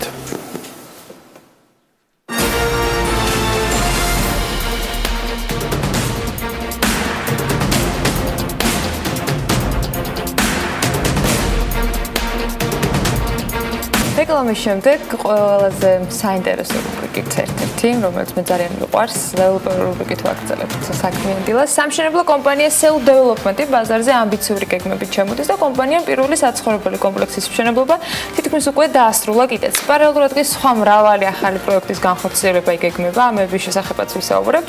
ახალი სამშენებლო კომპანიის შესახებ ჯერ თათია ჩაფიჩაძემ უნდა გაგვაცნოს ინფორმაცია, რომელიც ხოთეშორის როგორც მთელი გადაცემის გამომწვევში გიორგი ანონსებდა, ჩემს სამეზობლოში პოლიტკოვსკაიას 32 ნომერში მდებარეობს კომპლექსის შესახებ თათიას მიერ მომზადებული სიუჟეტი ვნახოთ.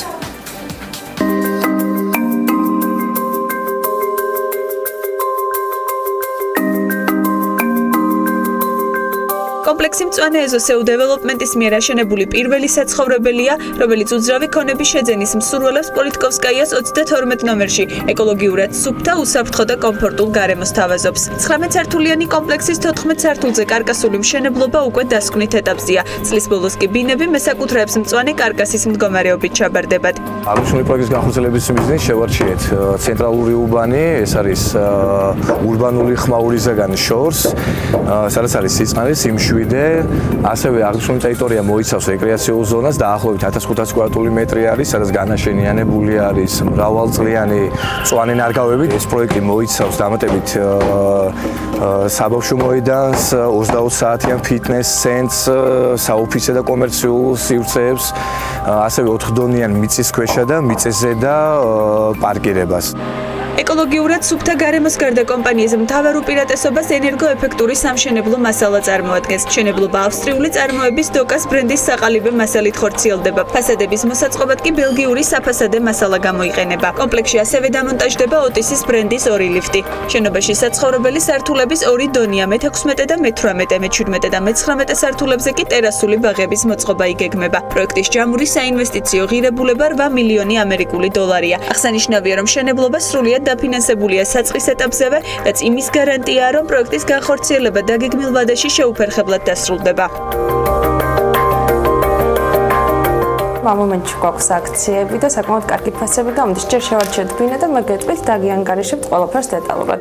კომპანიის კიდევ ერთი მთავარი უპირატესობაა გადახდის მოქნილი პირობები. პირველადი შენატანი მხოლოდ $1000-ია. მოქმედებს როგორც უპროცენტო შიდა განვადება, ასევე გრძელვადიანი განვადება პარტნიორი ბანკების დახმარებით. გარდა ამისა, გაყიდვების დაწყებასთან დაკავშირებით 20 მაისამდე კომპანიაში სპეციალური აქცია მიმდინარეობს, რომლის თანახმადაც კვადრატულის შეძენა სტანდარტულ ფასზე $15-დან $50 ნაკლებად არის შესაძლებელი. გადაწყვეტილების მიღების უმთავრესი მიზეზი იყო ადგილმდებარეობა.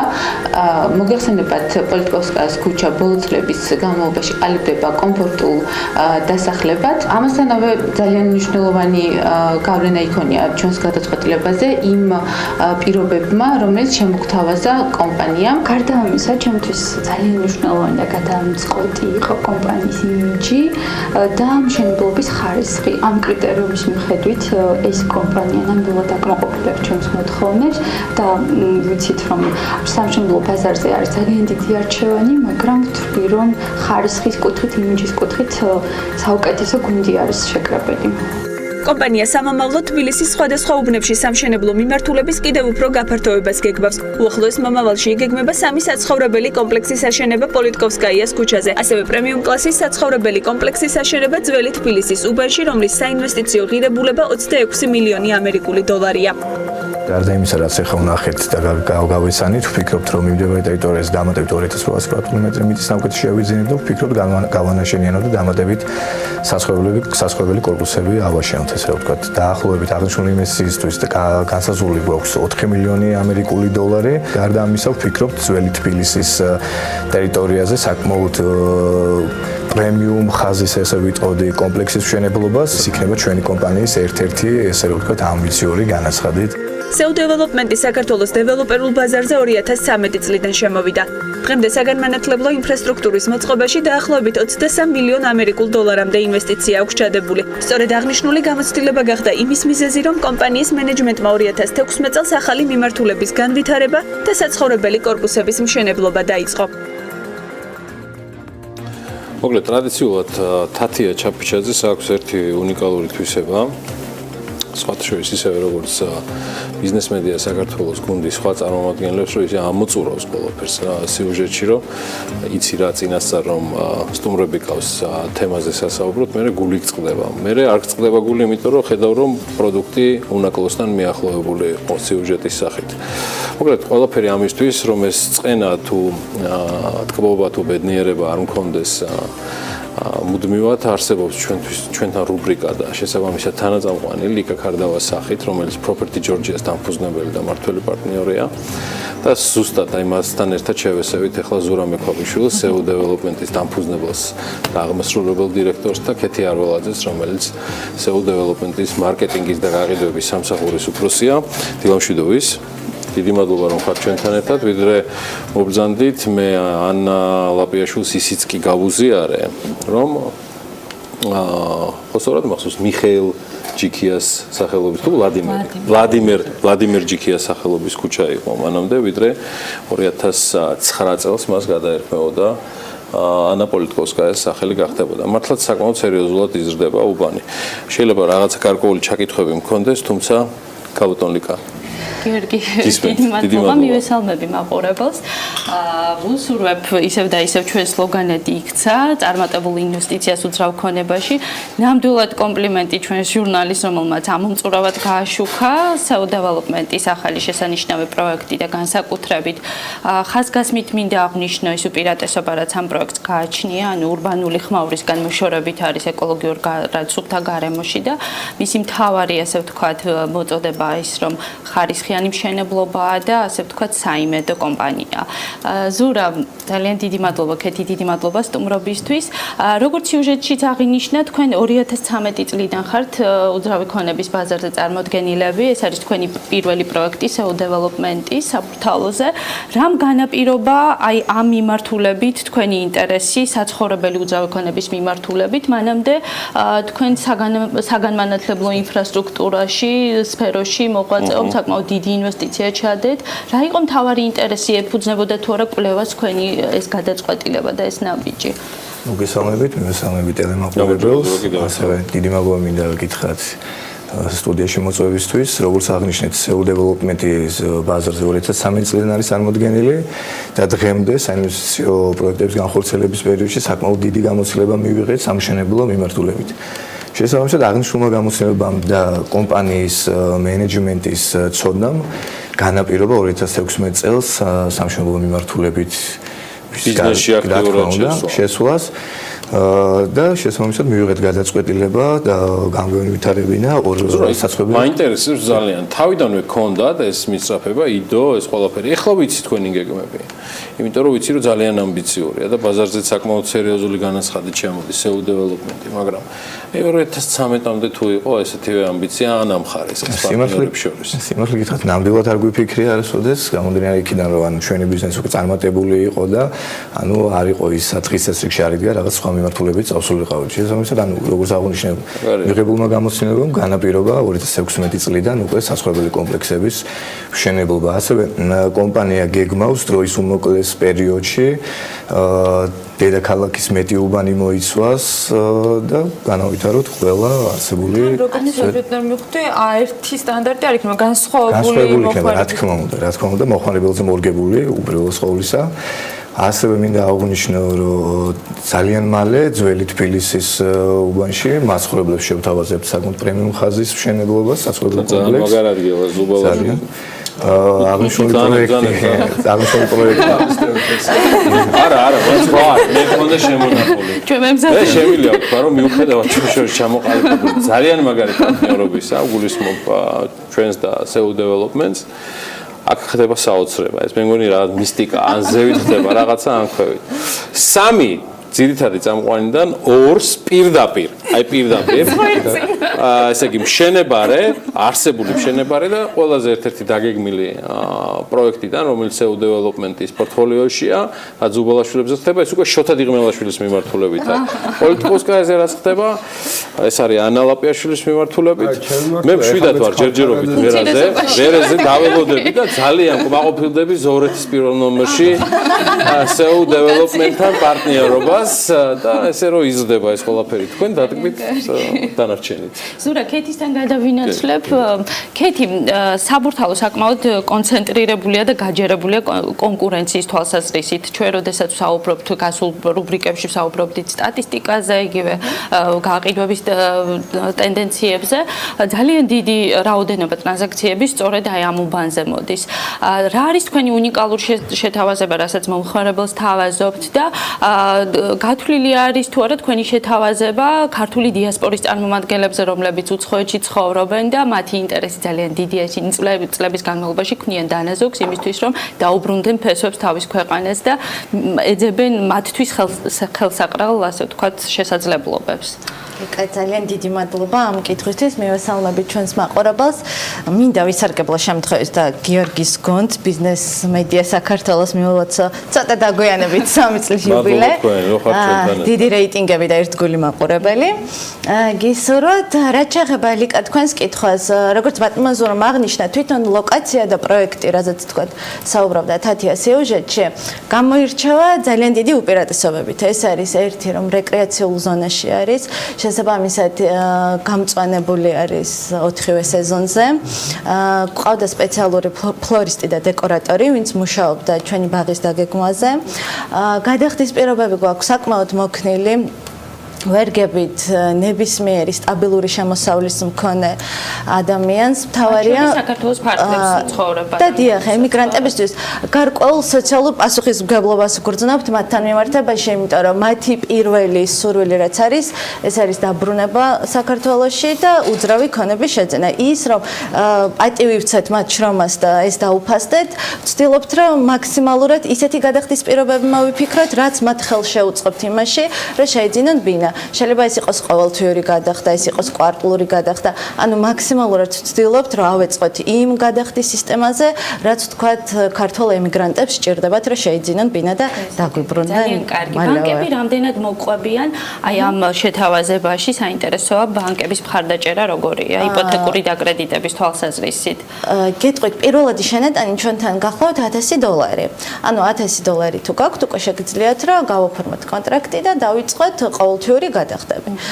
გარკვეული თანხა 20% იფარება ჩვენს კომპანიაში უპროცენტოდ, ხოლო შემდეგ უკვე პარტნიორი ბანკი მხოლოდ პირადობის მოწმობის საფუძველზე, ანუ ჩვენი თავდებობით და მომხმარებელს არ სჭირდება დამატებითი უძრავი ქონება. საკმაოდ გამარტივებული პროცედურა მომხმარებელს. კი ბატონო, იმიტომ რომ თქვათ იქ დამატებითი საბუთები იქნება თუ ამონაწერები, ეს ყველაფერი მოხსნილი არის.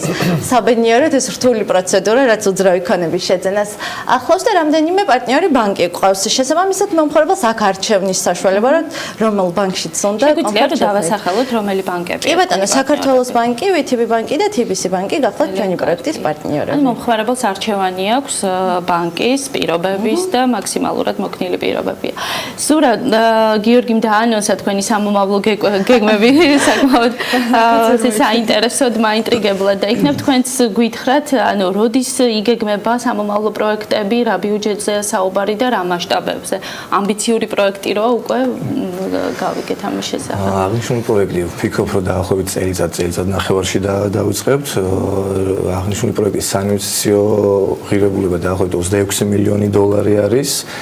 და საკმაოდ პრემიუმ ხაზის ესეთი ძლიერი კომპლექსი იქნება. ასევე ამჟამად უბრალოდ მიმდინარეობს მოლაპარაკება ბრენდ სასტუმრო შემოყვანაზე, რომელიც ასევე განთავსდება აღნიშნულ კომპლექსში. ანუ სასტუმროების მიმართულებაში შედის თქვენი კომპანია. გიორგი, გეგმები მართლაც რომ ძალიან დიდია, დივერსიფიცირებული პორტფელი, საკმაოდ კარგი სასტარტო ესეთი დასაწყისი, მომხმარებელზე გათვლილი შეთავაზება, ფიქრობ, რომ წარმატება გარანტირებულია. ხომ არ არის შეზღუდვა, ანუ ფართებთან დაკავშირებით, იმიტომ რომ ხშირად ხდება ხოლმე, როდესაც ბინის ყიდვას თქვა ახალგაზრდა იწყებს, მას არ აქვს საშუალება იყიდოს თქვა 100 კვადრატული ერთდროულად. ანუ რა ფართები იყიდება თქვენთან, ანუ რამდენად არის საფასო პოლიტიკის დიფერენცირება იმისათვის, რომ ყველანაირი მომხმარებლისთვის იყოს ეს ხელმისაწვდომი. გეტყვით ანიტი, ხაი, იცით როგორ არის ძალიან დიდი დრო დაიხარჯა იმაზე, რომ ისეთი გეგმარება შემდგარიყო პროექტის, რომ ხელმისაწვდომი ყოფილიყო ნებისმიერი ბინის შემძენი მსურველისათვის. შესაბამისად, ჩვენთან ბინები იწყება 37 კვადრატიდან, გვაქვს დუპლექსებიც, გვაქვს დიდვერენდიანი ბინებიც, ანუ ნებისმიერი გეგმარებით შეგვიძლია რომ შევთავაზოთ მომხმარებელს 37 კვადრატი, 40 კვადრატი, 60, 120, 200 და ასე შემდეგ. სტანდარტულია თუ თქვათ მშენებლობისას ფართების გაყიდვიდან გამომდინარე ხდება გადაწყობა შემდეგ თქვათ სართულებზე სახლების. ჩვენ შეგვიძლია რომ მომხმარებლის გემოვნების მიხედვით გადავტიხროთ მისი ბინა. შესაბამისად ის იყიდეს რაღაც კონკრეტულ ფართს და შემდეგ მასთან ერთად ჩვენ რა თქმა უნდა გვაქვს თქვათ ჩვენი სტანდარტული გეგმარება რომელიც შეგვიძლია მას შევთავაზოთ. თუმცა თუ აქვს სურვილი რა თქმა უნდა ამასაც ღია ვართ და მოქნილები რომ მაქსიმალურად ისეთი ბინის შეძენა იმდანაც მნიშვნელოვანი გადაწყვეტილება რომ გვინდა რომ ეს პროცესი ისე ამაღლებული იყოს ისევე როგორც ეს გადაწყვეტილება და ამიტომ მაქსიმალურად ვცდილობთ რომ მოვერგოთ და ისეთი გაუბედნიეროთ ეს გადაწყვეტილება. ანა ეზოთი დაიწყეთ SEO development-ის თემას ჩვენ კიდევ ძალიან ბევრჯერ შევეხებით. მათთან ერთად და ყველა შემთხვევაში ლიკ აქ ხარდავას რუბრიკაში უძრავი ქონების და development-ის შესახებ. ლიკა ურმესი მადლობა. პირიქით მადლობა გიორგი შენ. მადლობა ანას შოთეს და ჩვენ საერთაშორისო სტუმრებს წარმატებები და ესეთი ამაღლებული მომავალი თქვენ. კარგი. მე მგონი ჩვენ არც დავემშვიდობოთ სტუმრებს, ყველანი ერთად დაგემშვიდობებით თქვენ. ხვალ-დილის 8 საათამდე საქმიანი დილა, თუმცა 5-7 წუთში დაელოდეთ გვანცალაღიძეს. არაჩვეულებრივ და ძალიან საინტერესო სტუმრებთან ერთად, ძალიან საინტერესო ქალების ნარატივით და რა თქმა უნდა ბექაბაციკაძე 3 საათზე შემოგიერთდებათ უკვე კონკრეტული თემებით და საქმის კურსში ჩაგაყვანებთ ბიზნესის და ეკონომიკის მიმდინარე მოვლენების შესახებ. აბა დროებით.